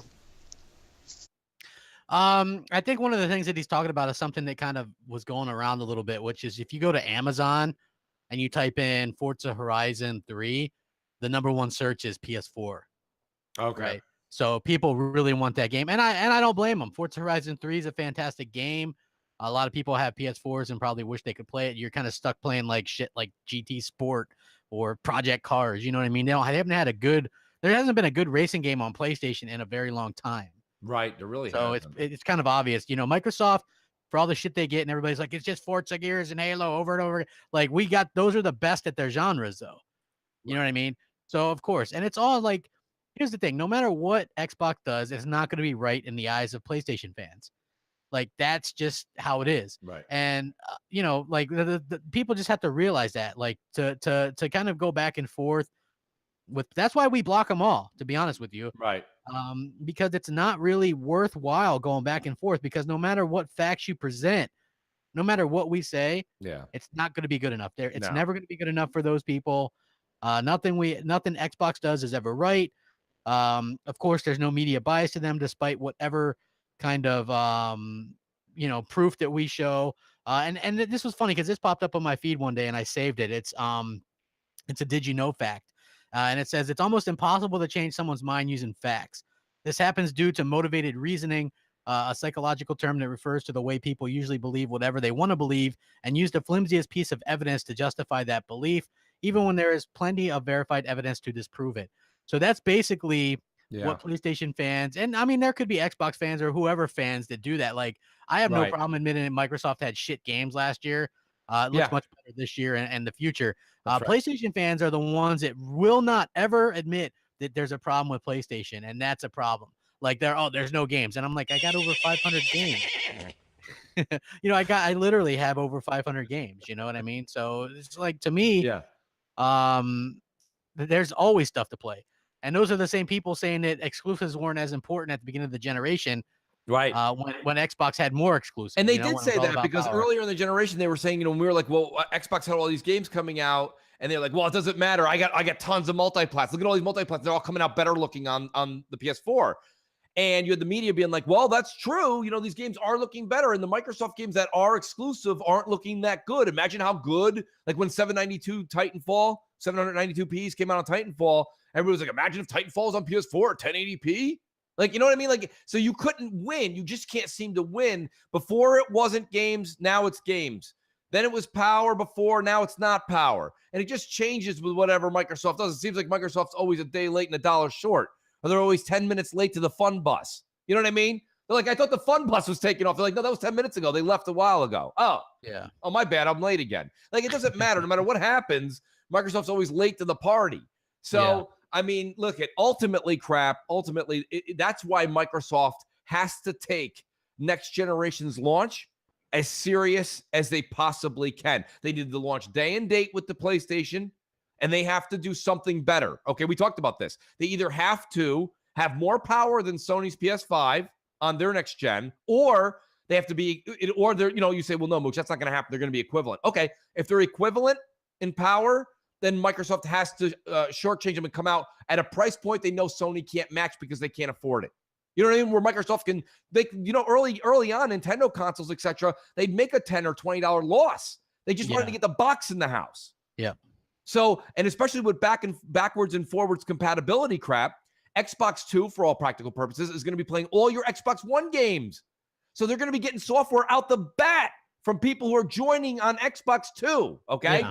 So they can have that and they can undercut their console, because when people take that console home, even though they may have lost 10 or 15 or $20, okay, that person's gonna go home and have a plethora of games. It's not like this generation when we got home and we were like, oh man, we had so many games on 360. Now I got to wait for Xbox One games or PS4 games. It's not going to be like that next gen. All these games you can pop in day one. So your library is not going to be shallow on the first day. So Microsoft should take that hit. They've got to beat them in price or power. One of the P's. You pick it. There's another P. That's a lot of P's. It is. It's a damn lot of P's. J-Dubs, who else do we got on deck? Let's get some more of these voicemails taken care of. Sure. We have Jay Yoon. I think he was the winner a couple of weeks ago. Nice, Jay. Nice. Congrats, buddy. Good morning, Mooch and Crap. J-Dubs. This is Jay Yoon, 01. I do have a question for you guys to see if you guys feel the same way.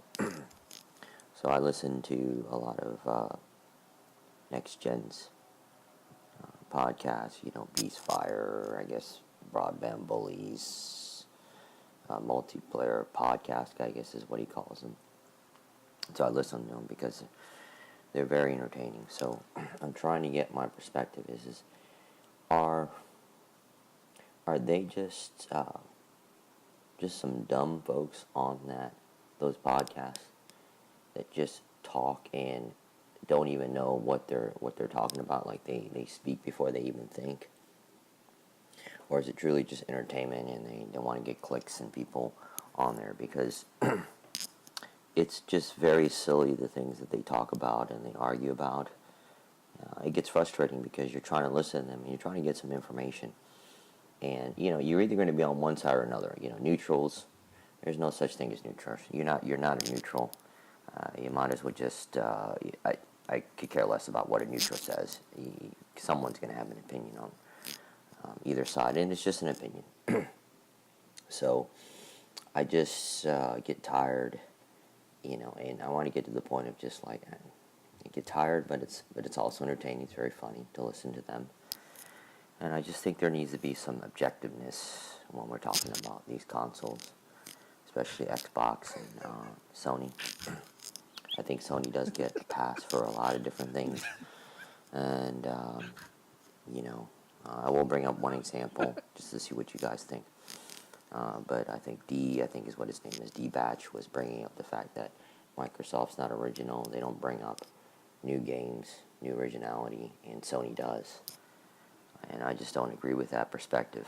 I think he's just not sure where he's coming from. So if you're an objective person, you would realize that there have been a lot of incredible games that Microsoft has put out. And I think someone else made a comment that says, PlayStation gives what the fans want and Microsoft doesn't. And, this guy named Post Up and some Macedon and some other guys.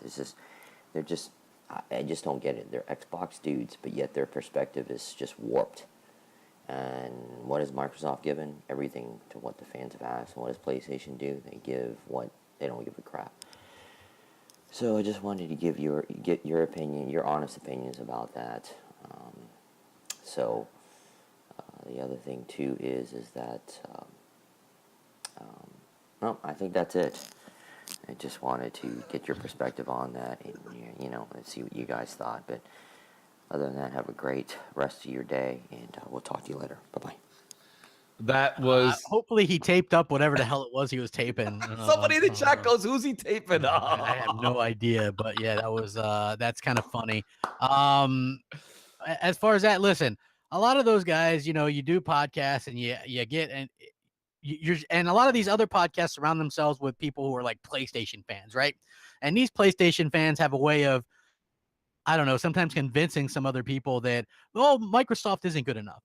Well, I tell you what, Microsoft has amazing studios. Microsoft has amazing games.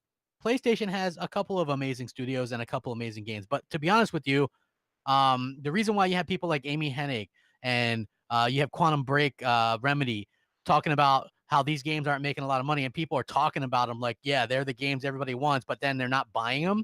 They're watching them be played on streaming services or YouTube or whatever, because they're just single player experiences. And if people were buying them and wanting them as much as the vocal minority is saying online, then they would sell more. So people want to hype up the fact that Horizon Zero Dawn was this big hit with 70 some million PlayStation 4s, and it did what, 4 million? Yeah. And PUBG did over that on Xbox in a month. Right. Yeah. So which one is the game that people want more of? You I know, think it's pretty damn obvious which one people want That's more. it. And I know that we went through a huge like single player is so important phase. Listen, single player is not going anywhere. But the thing is, you have to remember is multiplayer is certainly Why not can't going you have anywhere. a game with both? Halo Right. and Gears and Forza do single player. Well, not single player, but for Forza, but Halo and Gears do single player and multiplayer extremely well. Yeah, they do. They do them So both. yeah, why Right. can't you do both? Well, that's why it comes back to that. And I know we have a call, but that's what comes down to that value. I'm saying for $60 with Microsoft games, you typically get a lot more both coming out of their studios. And a lot of the Sony games that I've purchased that are the big names, the big wig ones, are just single player. Yeah. And it's still $60. And in 10 to 15, 12 hours, depending on the game, you're done. Yep. You know, exactly. and there's something to be said for that. Let's take that call, though. M&C Mornings, what's up? I think Microsoft would beat them in power next year because they're not focusing on the Kinect. My name's Michael, by the way. Out from the Midwest, nowhere basically. But that's the whole reason that the Xbox One was weaker, is they wanted to do the Kinect, and now the Kinect's gone, and I think they'd focus on power. So, I'd like to know what you think. Yeah, no, I mean, I think Mike's onto something there. You know, I mean, listen, that is a good point. They spent a lot of time using the resources of Xbox One initially with the whole upside down UI to work with the Kinect. That was a big time blunder. You're going to notice that you're not going to see peripherals ever come in the box anymore. Everything's going to be sold separately. Yeah, and as it that's should be, fine, as it should be. especially- Yeah, I mean, honestly, As it let's should be. let's just be honest. But I do agree with him that I think, you know, Zaire said it a long time ago, and you know, he said it a while ago. He talked to somebody, and it was funny because back then, this is before we even knew about Scorpio. We didn't even know about Scorpio.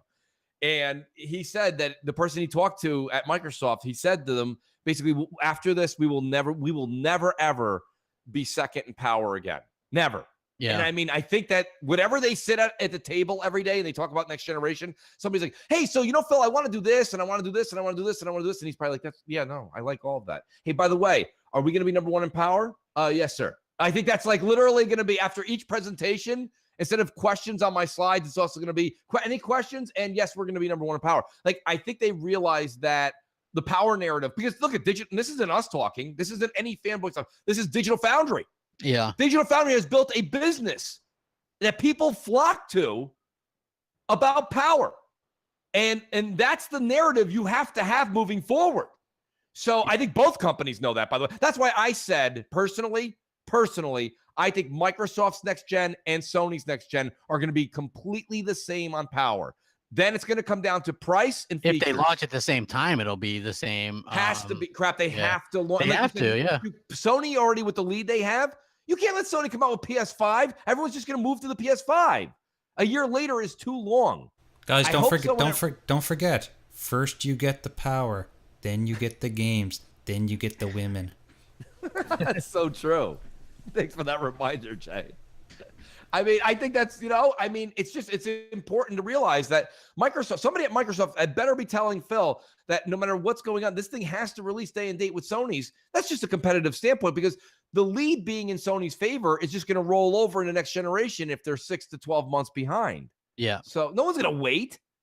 No one's going to wait. And, you know, somebody in the chat was saying, Mooch, what do you think next gen's going to bring? 8K, 12K? No. I think there's still going to be 4K machines. I just think they're going to be 4K. I think the emphasis next generation is the CPU. It's going, and Crap had a good rebuttal, but you know, every game will be definitely 60 frames if the developer wants the game to be 60 frames. Right now, if the developer wants it, doesn't mean we can get it. Yeah, I mean, that look, will be Project capable. Forza Horizon 3 is a good example. They said we could have done 60. Developers.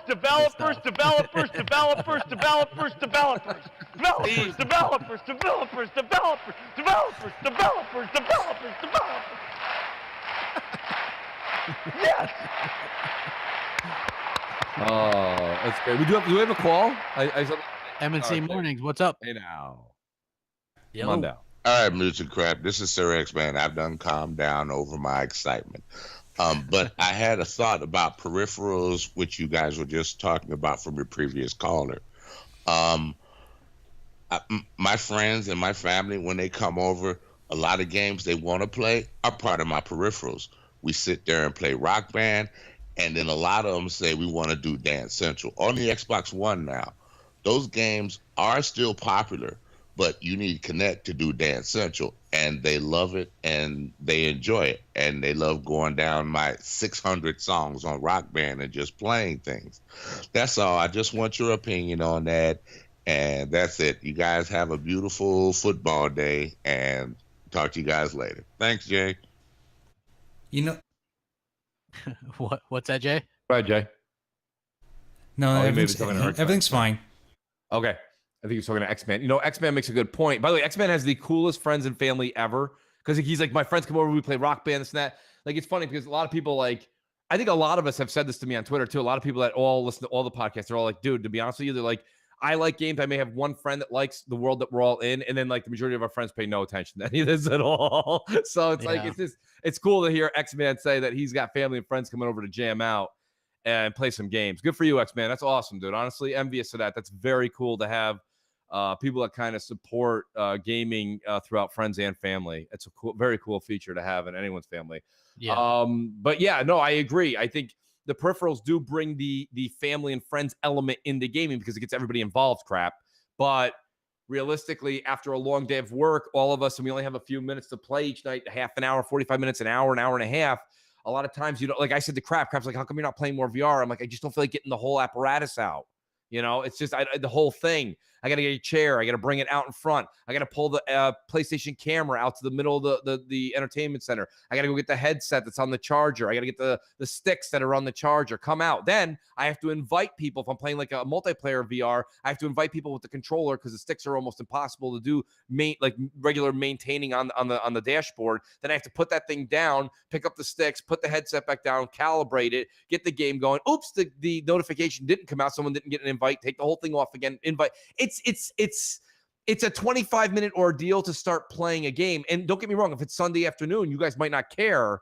But, you know, and then Biggie says, Mooch, 2 minutes max to get VR set up. That's if you have everything set up for your VR. I have all my VR stuff in another room. I'm not going to leave a headset and sticks and a random chair that I use in front of the TV to play those games just lingering all week because I want to have everything at my fingertips. You know, you just can't do that in everyone's household. Is that because you have small kids and you're afraid they're just going to be like breaking shit? Well, that's part of it, but I mean, it's not just that. But I mean, like, you just want a random chair in your living room. You know, what is this, Poltergeist? I can make the chair move at 3:30 in the afternoon. Like, I'm not gonna have a random chair. People are like, what's that random chair doing in the middle of your family room? Oh, that's in case I ever get the urge to strike up a little VR. Just step around it, folks.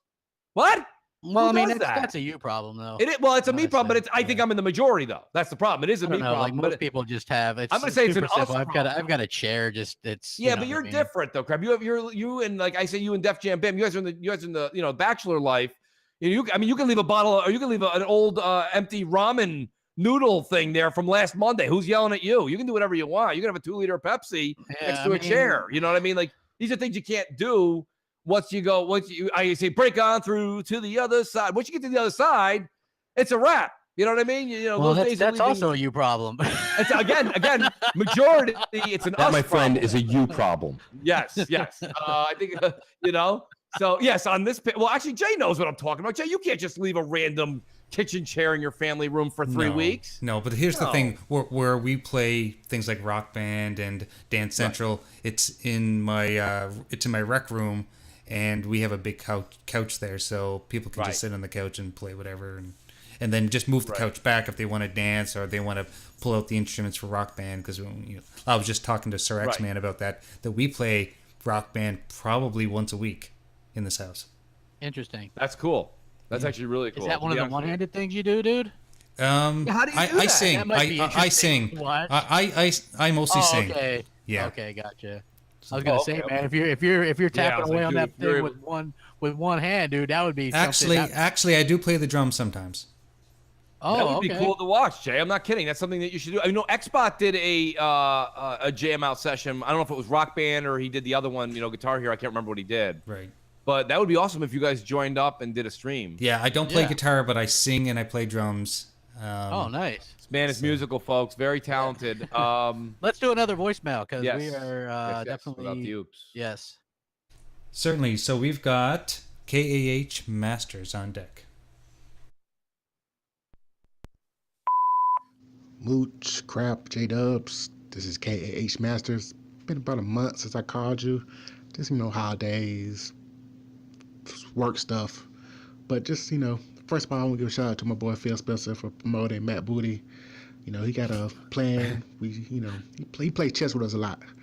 We check our people sometimes. We want to see now, but I think he have a good plan for us, and we'll see in E3. Hopefully, it'll be the best E3 of all times, or just a good one. But we'll see.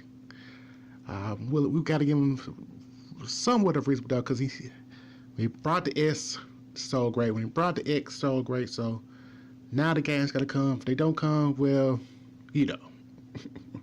But anyway, my question for you guys is, all the nostalgia coming out, backwards compatibility with the original Xbox, the new Duke controller coming out, Fable coming back, looking like, which one of these things are one you choose that you're really, really looking forward to? Well, that was it. My question, guys. Peace out. What is he asking if we're looking forward to what now, Crap? J-Dubs, did you get what I wasn't really sure exactly. Tweeting and missed that last part. I caught his beginning part, and with the whole Phil Spencer, Matt Booty, and then. Sorry, yeah, I wasn't paying attention to that guy. Okay, so that's a 3 for 3. Let's go ahead and play 3 for 3, folks. This guy's gonna get more airtime.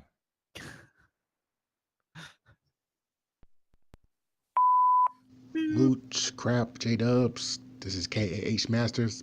Been about a month since I called you. Just, holidays, work stuff. But just, first of all, I want to give a shout out to my boy Phil Spencer for promoting Matt Booty. He got a plan. He plays chess with us a lot.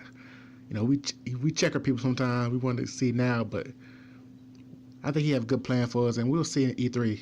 Hopefully, it'll be the best E3 of all times, or just a good one. But we'll see. We've got to give him somewhat of reasonable doubt because he brought the S, so great. When he brought the X, so great. So now the game's got to come. If they don't come, well, But anyway, my question for you guys is, all the nostalgia coming out, backwards compatibility with the original Xbox, the new Duke controller coming out, Fable coming back, looking like, which one of these things are one you choose that you're really, really looking forward to? Well, that was it. My question, guys. Peace out. Okay, so basically, I guess if I understand the question right the second time, back compat to me is one of those things, again, right? We're in the era of options. So that's fine. Everyone likes options. Keep throwing them out there. It's not fair for me to say I'm not using back compat that much. It's just there's so many games on my Xbox One right now to play.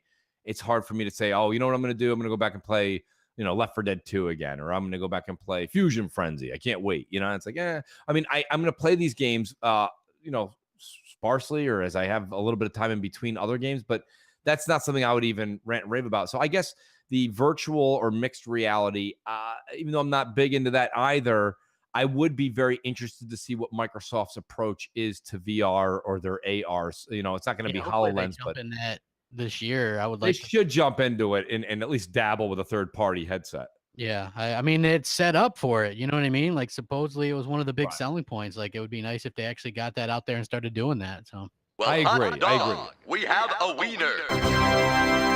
Hey, now. Looks like we have a winner. Would you have pony prize? Yeah, we actually do have a pony prize. So the winner of the pony was Monkey Punch. Nice. Monkey Punch is racking up victories. Guys, all you got to do is call in when you see that, or leave a voicemail to enter to win every week. And of course, $1 and a dream Patreon. There's other tiers of our Patreon, but for $1 a month, you get entered into the $60 value. Anything you want. It could be a game, could be a code for Xbox, code for PlayStation. Shoot, could be a Switch game. Doesn't matter. Yeah. We actually have a donated game for this week's Hey pony now. prize as well. It's Halo 5 Guardians. Oh, Nice. that's a good one. That is a good one. Actually, just a shout out to Tim Dog. Tim Dog says that was a half-hearted arf. That was dude. a terrible arf. It I was in the middle of a great sentence. was. Tim says that his opinion is that Halo 5 is still the one of the greatest X enhancements he's seen thus far this holiday into this winter. So yes, if you get a Halo 5, enjoy that on your X, hopefully, because the enhancement is fantastic. 100%. Yes, I will give a better Tim Dog bark in my next Tim Dog segment. I don't know. Crap was like, that was not a good bark. We never discussed there being a segment, guys. I have a problem with that. That's right. Yeah, we'll have to work on that. We'll have to talk to the producer. You cannot leave the producer out of it. But yeah, Jay, do you have another voicemail? Because we are getting ever so close to the 1 o'clock hour. Definitely. So we have Mr. Zombie Killer. There it comes, folks. Hello, M&C Mornings. It's Mr. Zombie Killer. I think you guys all know. But I'm back in 2018. Hope you guys are having a great Sunday morning. And it's been cold here. It's kind of getting warm now. And then it's going to get cold again. They call it winter. But there's a lot of Xbox news. And this is probably the best time of the year because we always see all the news and going into E3 and shit. So a lot of good stuff, especially with the Elite controller coming, which I never got the first Elite controller. I opted on it because it seemed like the Scorpio's coming. I'm like, oh, they're gonna have a new one, and now they are, and it's gonna be what I wanted because the other one didn't have Bluetooth in it or anything like that. So, and the S controller came out, and I'm like, well, why don't I just get the S controller? So now that there's Bluetooth and there's updated to, the normal functions, and now it's with the X and everything. So that is pretty good news. Hopefully, we'll probably see an announced trailer at E3. A lot of gaming news. Sea of Thieves still can't wait. They had that Red Faction Guerrilla remaster rumor. I'm actually looking forward to even playing that as well. I also got a cup of Booty-O's this morning. The cereal. And that's probably because Matt Booty took Shannon Loftus' place. Thank God. It's such a great plan, Phil. It's a great placement to put him in there. Because that's better than Shannon Loftus. And hopefully we could see much better deal with Microsoft Studios itself and what he'll do. My question is for you guys, what do you think Matt Booty will do in his up-and-coming role as the head of Microsoft Studios, and what do you want him to accomplish? And I think the X enhancements update for Forza Horizon 3 is amazing. So if anyone hasn't played that, I would go play that ASAP, because that is a fucking great game on X Enhanced. And hopefully looking forward to so many more X Enhanced games. Please. Alright, you guys have a great Sunday. Those are my 2 cents, not 3 minutes. See you later, Mooch and Crap. Thank you, Jay. See you guys. Well, I mean, what do you think, Crap? What is the prime objective if you had to be, kind of look into a crystal ball? What can he bring that probably, other employees didn't do in the past? I just think that he's going to be able to just kind of unite the studios and things like that. Right. You got to have like cohesive units and communication and things, and they can share tech and all that kind of stuff. So I think that's something that we can see coming from them in the future as well. So that's exciting, just to see what can happen. There's no more, we got to get Phil in on this. Like, he takes Phil's job, not Shannon's job, by the way. He's the guy. He's the head of Microsoft Game Studios now. Right. And I think that's a big deal. I think he's going to, I think you said it best, Crap. One of the things, without knowing what his plan moving forward is that now things will happen a little bit at a much faster rate, because now things don't have to go all the way up to Phil. Matt can answer a lot of these questions and approve or disapprove as needed. Absolutely. M&C Mornings, what's up? Good morning. Down. Yellow. Well, good morning. Hey, fiddly diddly. It's your old buddy Cletus here. Yes, it's been a long time since I called in, but I figured it was overdue. Now, guys, I got a couple of questions here for you. First of all, my first question is, do you think Microsoft can afford to have a lackluster E3? And what do you think might be one of their biggest announcements of E3 if they're to come out with something that's going to blow the lid off the place? And lastly, video gamers, well, we tend to eat a lot of snacks when we're playing our favorite video games. And that means if you're eating lots of snacks, you're probably going to the toilet lots of times too, like I often do. And I wanted to know what kind of toilet paper do you guys normally recommend for video gamers? Because Cletus often recommends if you live in the country, you should get yourself a bunch of rabbits because nothing sticks to a rabbit's fur quite like shit. So if you guys ever see a brown rabbit in the wintertime, you know what got out of Cletus's yard. Anyway, that's all my questions, guys. You guys have a great day. Fiddly diddly, let's keep it rocking. There you go, crap. You want to handle that one? Well, I'll leave the rabbit part alone. I think the thing that we need to see, the biggest thing from E3 is going to be the first party games. That's number one. But realistically, what's going to be the showstopper would be if we see Phil lock down exclusive time again with like a Shadow of the Tomb Raider or a third party deal that's large. I don't know what that, maybe it's just more on Anthem. Or maybe it's the same thing that Sony did with Destiny and a couple of strikes will be exclusive to Xbox. I don't know. But something big needs to happen. That's the second. I think number one is all eyes on Microsoft first party. So I hate to say this, but Matt Booty's got one heck of a first impression to make coming up. He's not even going to be on stage though. Like he's not. No, we don't know that. Well, that's what they said. He's not. They said he's not going to go on. They literally said he's not going to be on stage. Yeah, in the interview that they did, like he's a behind the scenes guy. He has no desire to. Well, you know what I mean. It's again, it comes back to the Seinfeld. It's a show about nothing. Like somebody's got to be on stage. Phil's going to be on stage. Well, yeah, but Phil comes out and does the main probably still have Shannon come out on stage. Maybe it'll be Shannon then. I don't know. Somebody's got to come out and talk about first party games. You can't just be like the Wizard of Oz. Matt Booty's behind the curtain. Running everything. He's over there. He's not showing his face today. I think he comes out on stage. I don't care what they said. I think he at least comes out, waves his little hat. You know what I mean? He pulls like a Tom Hanks in A League of Their Own. Comes out of the dugout, waves his hat to the crowd. See, this is what Phil says about Matt. He says, so it started having the discussions before making a decision about Matt on the organization itself. Matt came through my discussions with my leaders like Bonnie and Rod and other people as the person they wanted. The team voted for Matt even before I voted for Matt and made the decision. It doesn't always happen that way. And it says, this has probably been the easiest promotion from the level that I've had because all the leaders have been so supportive. That's really because of the way Matt shows up. He doesn't need to be the person on stage. He doesn't aspire to be the person who's leading all the franchises or be seen as the spokesperson. He's really all about enabling people in the organization to do their best work. I think, and don't get me wrong, that's fine. We can take the words literally. I don't think he meant that literally. I think he just meant. I would be surprised if we see Matt on stage, to be honest with you. I just think he meant Matt's not going to be on Twitter like Mike Ybarra and Aaron Greenberg. You know what I'm saying? Like, he's not that guy. He works and, he's like Phil. Phil's only on Twitter for those stretches to answer questions for 15 minutes, and then he disappears for 8 months. We'll see how it goes. Yeah, I just think I think he's got to come out. I think that's his job. Microsoft's first party studios. Oh, by the way, the head of that is behind the curtain. Let's send out so and so. Well, no, look, Yoshida's the head of Sony's first party studios. We didn't even see him last year at E3.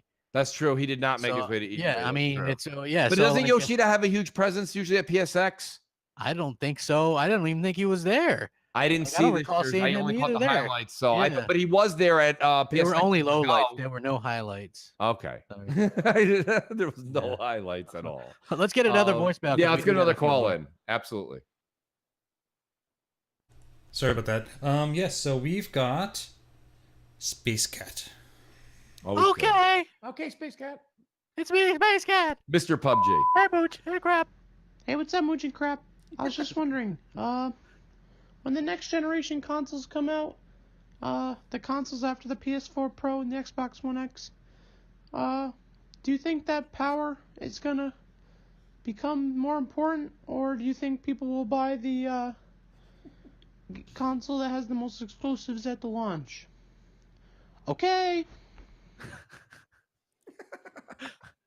I still think the exclusives and stuff matter minimally.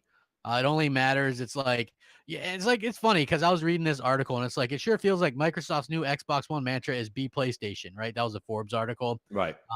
And then there was this Gaming Bolt one. Microsoft seems to have finally woken up to the fact that first party games are important.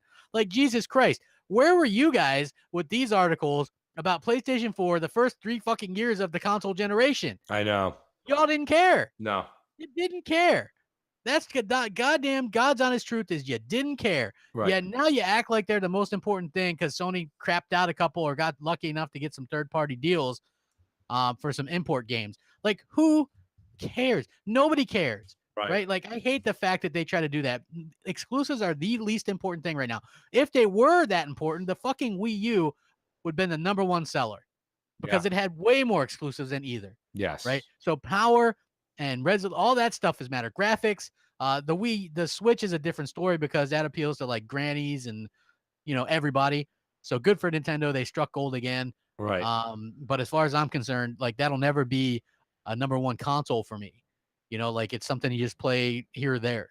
So. Right. And I do agree with you, Crap. I think I wish the one thing with the Switch, and they do have it where you can add your friends and they can see if you're on, but there's so little interaction besides seeing your friend is actually on. Like you say, most people, I know a lot of people, like shout out to Noof who's in the chat. Noof did a whole he did a show where he was streaming. I think they were streaming or they were playing in a group Mario Kart Deluxe 8, and they used Xbox One's live. They used their Xbox One to do their chat, and they played Switch. So it's like the Switch is not a connected ecosystem. It's kind of like it's a very much play it yourself, enjoy it yourself, add a friend to see if they're on, but there's not, you could play Splatoon 2 together, but you can't talk to each other, but unless you have like those, the apparatus set up.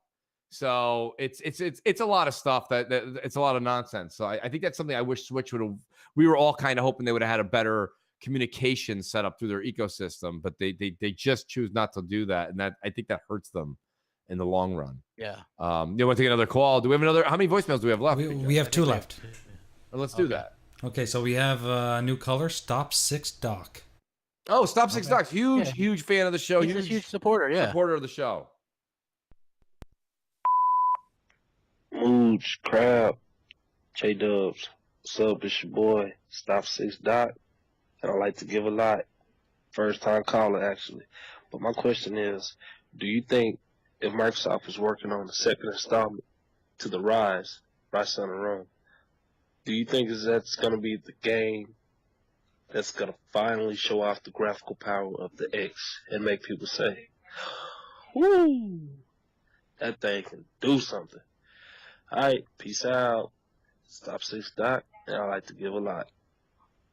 Yeah, he does. Stop 6 Doc is nonstop putting codes in the chat, always giving the super chat, and always supporting the show. So thank you, Stop 6 Doc. Totally appreciate that. I mean, Crap, what do you think? I know you, I think, liked Rise a little more than I did, but I think Rise is a powerhouse on visuals. I think Rise it is, 2, but I think that if that were to ever happen, I don't know. I think that whole franchise might be done. I don't know. Isn't it odd? I mean, there's a lot of like rumors, and it's all take with a grain of salt stuff that Crytek's hurting for money, and why wouldn't they do this if Microsoft came knocking?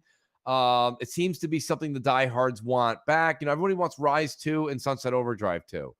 I elect more. I would rather have Sunset Overdrive than Rise. Yeah. But if Rise made certain changes, why couldn't Rise be like the era that it's in, but like a Castlevania style of Rise? It'd be sick with a like a whip with a ball in the end that actually kills and makes some demonic things that come up and make it like a haunted era in that classic era that they made in Rise. I would love to see just something wacky like that. Would be great. Then you really get me into it. It may be my favorite game of all time if they did something like that.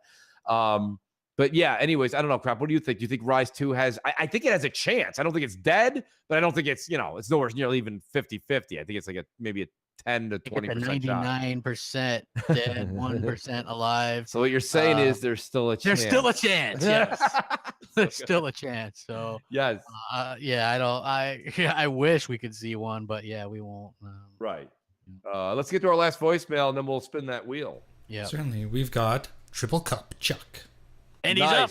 Triple Cup Chuck, and he's up. Yes. What up with your crappy mooch and J-Dub? This your boy Triple Cup Chuck and I'm up. And I would like to take this opportunity to wish everybody a happy New Year's. I know it's in the middle of January, but I just wanted to say it to everybody. You know what I'm saying? For all of my friends that I met last year, the ones that I conversate with, game with, you know what I'm saying? Y'all all are a blessing to me. And my New Year's resolution for next year is to meet thousands and thousands of more friends that I could conversate with, game with, get online and chat with. You know what I'm saying? Back and forth. You know what I'm saying? Mooch and crap, y'all doing y'all thing, loving the podcast. I mean, it helped me out through some tough times, you know what I'm saying? I highly appreciate that. You know what I'm saying? My New Year's resolution is just to meet more people and just interact with more people for this next year. So my question for you, Crap and Mooch, is what is y'all gaming New Year's resolution? Well, this your boy Triple Cup Chuck and I'm out. Great question. And Triple Cup, man, you are a dear friend to all of us, man. You've been with us since day one. We know that. We recognize that. So thank you, and definitely promote it. Triple Cup does his thing too on YouTube, so definitely support that, man. For sure. But I don't know. I think not resolution, excuse me. The New Year's kind of changes. I've been trying to lean towards, and I haven't done it yet. And here we are 2 or 3 weeks into January, 3 weeks now. I've been wanting to do more Mixer. I really have. I've been wanting, but I the PUBG thing is, I think that people that are doing it should continue to do it. They're doing a great job. I'm enjoying watching a lot of people that stream on Mixer. I know Blue does it. I know Scratch does it. JKB does it. There's a few others of you that are always doing it, and I think that's great. So PUBG aside, I didn't want to be another PUBG streamer. I think I know me and Crap have talked about it, and I know Crap is a huge fan of Sea of Thieves. I would like to bring back Mooch and Crap streams every Friday night after Crossfire and have Sea of Thieves running all night, and go, especially so we'd start the week of March 20th and roll out. But that's one game. I'd also like to do certain games, other games, maybe like a Dark Souls remaster when that comes out. Yeah. I know, sorry, Crap will be asleep for that one, but nonetheless, I guess my New Year's change would be to stream, and kind of what Triple Cup Chump's talking about, and hanging out with people and meeting a whole lot more people, and that I think you can do that more through Mixer. I already have almost 1,000 people that follow me on Mixer. I put everything. By the way, follow in the description. I put all of myself, Crap Gamer, and J-Dubs' information where we're all. You can find us all on Mixer, Twitch, YouTube, and Twitter. Follow us. Like I said, you're going to see a lot more streaming, I believe. From me, I don't want to put words in Jay or Crap's mouth, but I will be doing that. That'll be my change. I can't stream. I mean, I'd chip in streaming, but absolutely. I think we do a great, Mooch, Crap, and Jay's more than welcome as well. If we're gonna do this, come March 20th to start doing it for Sea of Thieves, I think that'd be a great start. Yeah, absolutely, 100% agree. So J-Dubs, what do we got? The Wheel of Wonder, huh? I hope I haven't screwed it up already. So let's just see if it. You have to give me a second. Sorry about that. I just wanted to make a couple of announcements too before we start. Yes, go ahead, Jay. So some of the people were kind of wondering where their voicemails were. They have to understand that last week's voicemails carried over onto the M&C Evenings show that happened on Thursday. That show was released to the Patreon members that day, and they can access it now. But it is going to be open to the public tomorrow at 12 Eastern p.m. Noon, yeah. So you guys can all watch M&C Evenings. And and I made a couple of extra edits to it. So, we had a couple little audio glitches that I fixed. So if you've watched it live and you've noticed a couple of problems, well, you won't see those problems when you watch the recordings. All right, sounds good. Very cool. Okay. And another thing I wanted to announce is that we did have a last caller that I did forget about, and he is on the wheel, but maybe we'll save him for next week anyway. And he is someone who is pretty infamous on the show. It's Mr. Scorpio 4K60, and I just wanted to let people know that. When we played him on the M&C Evenings, we actually had to flush him, so I was a little reluctant to play him this time, but we'll make sure we get him next time. Absolutely. Awesome. You are on the wheel, though, Mr. Scorpio. Yeah. So just give me a moment here, guys. I wasn't paying attention to my Wheel of Wonder, so I have to get it set up. That's all right. Well, while you do that crap, you know, give me 5 you seconds. could answer a Triple Cup, Chucks. What are you thinking the new year? What are you thinking? Is it? I mean, I know you said with streaming you'd like to do. I actually would but- like to get a little bit more variety, and like I've been doing all Xbox, but you know I got a PlayStation and a Switch, and you know what I mean. I'd like to Right. be able to kind of do a little bit more in terms of just what I actually game on, finish up some more games, and I would actually like to be You able said to finish some unboxings games. too, crap, right? Yeah, I'm gonna be doing some unboxings and stuff. I got like a new setup and stuff, so hopefully that's something that people will enjoy. Because I'm actually kind of excited to do it. You know, like sometimes you get excited to do content, and that's something I'm excited about. So, Right. I see Noof was asking about Labo. Dude, here's the thing. Like again, Noof, it's not just cardboard, right? I get it that that's like something that you put over it or whatever, but it's also it's software, it's games, right? Like that's just something that it's like that Google Cardboard VR, right? You know, it's just like it's just part of the experience. It's not like the entire thing. It's also games, you know. It's for kids. Like I would never get that, but it is for kids. Right. I think a lot of people, crap, the angst you hear from the Sony and Microsoft camp is like, if those two companies kind of came out, Sony especially could've done it. Microsoft, Sony probably could have. If Microsoft came out with something like that, it would be a laughing stock. Yep. You know, I think 100%. that's where you're seeing a little bit of the angst coming from the Xbox community when they mention that. They don't exactly. It's not that they're anti it, and I think your point is actually well received. I think it's true. It's just part of the experience. But when people see cardboard and the games are not that, the ones they're showing so far are not that complex, let's call it. They're not that complex of a game. And you're paying for a lot of the engineering stuff that went into the cardboard for $70, $80, $90. You know, you may say a game comes with it, but you can see that you're paying a lot for the cardboard, because the game isn't that big of a deal. Yeah. You know, playing piano or fishing, like one of them's fishing. You know what I mean? It's like it's a reel. You go, you reel the controller down and you wait and you pick it up and you kind of wheel it back up. It's cool. I get it for kids, but it seems I think the price point may be wrong. I don't know. I mean, We'll it's see. just $10 more than a regular game, really. I mean, yeah, but again, you're fishing. Yeah, but you're getting you're getting that cool peripheral. So I guess. Yeah. You may have a higher regard for cardboard than other people. I think I've got the Wheel of Wonder up and going, guys. Okay, let's do it. Let's do it. Or not.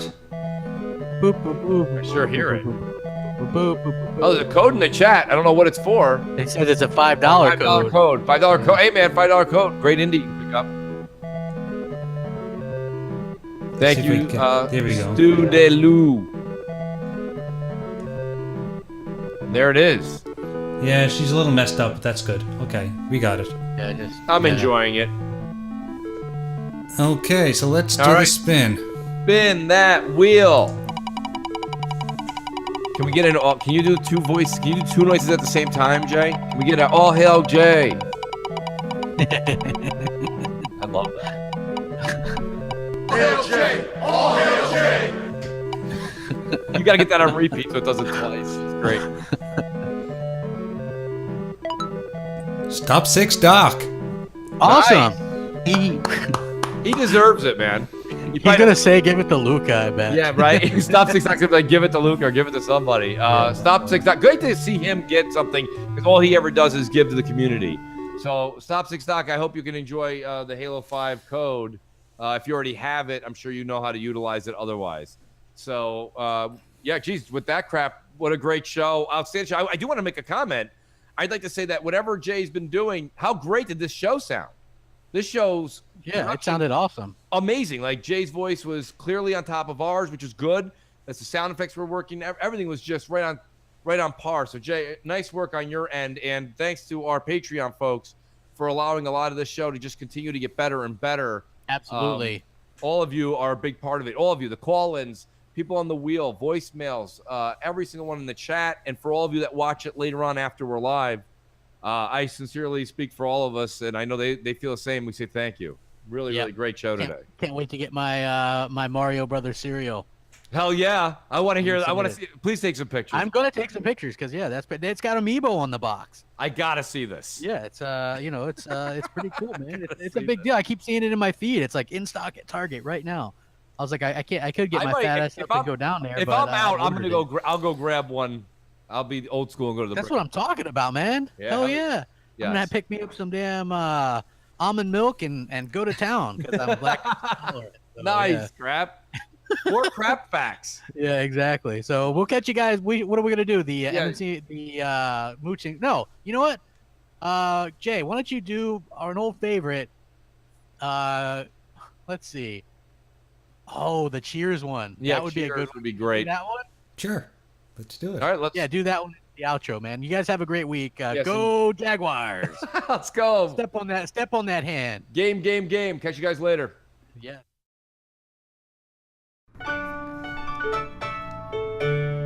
Making your way on the interweb today takes everything you got. Taking your hate and all your worries about Microsoft's Xbox. Wouldn't you like to get away? Sometimes you gotta go where everybody hates the same, and they're always mad at change. You wanna be where you can see the ponies are all the same. You wanna be where everybody hates Bill Gates. You wanna be where ponies know the media is all the same. You wanna go where everyone loves Sony.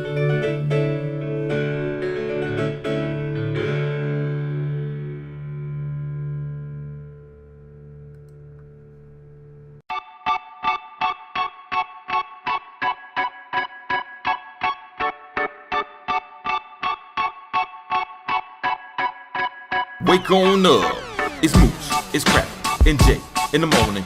Wipe your eye boogies, get your coffee finished yawning. This is Mooch and Crap Morning Show. Wake up, let us begin with gaming news, skits, and call-ins from all the fans. No matter where you at, Cali or Pakistan, New York or New Guinea, this is where it's at. These are Xbox dudes with Xbox views on slander and hate towards Xbox news. This is Mooch and Crap Morning Show for the people, and they coming with it.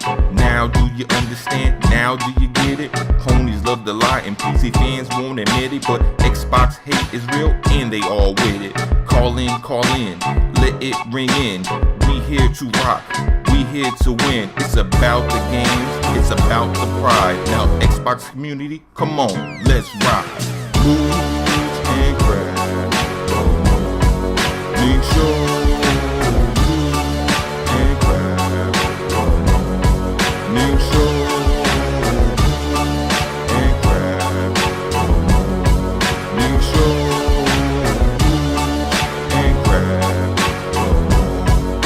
Show, oh.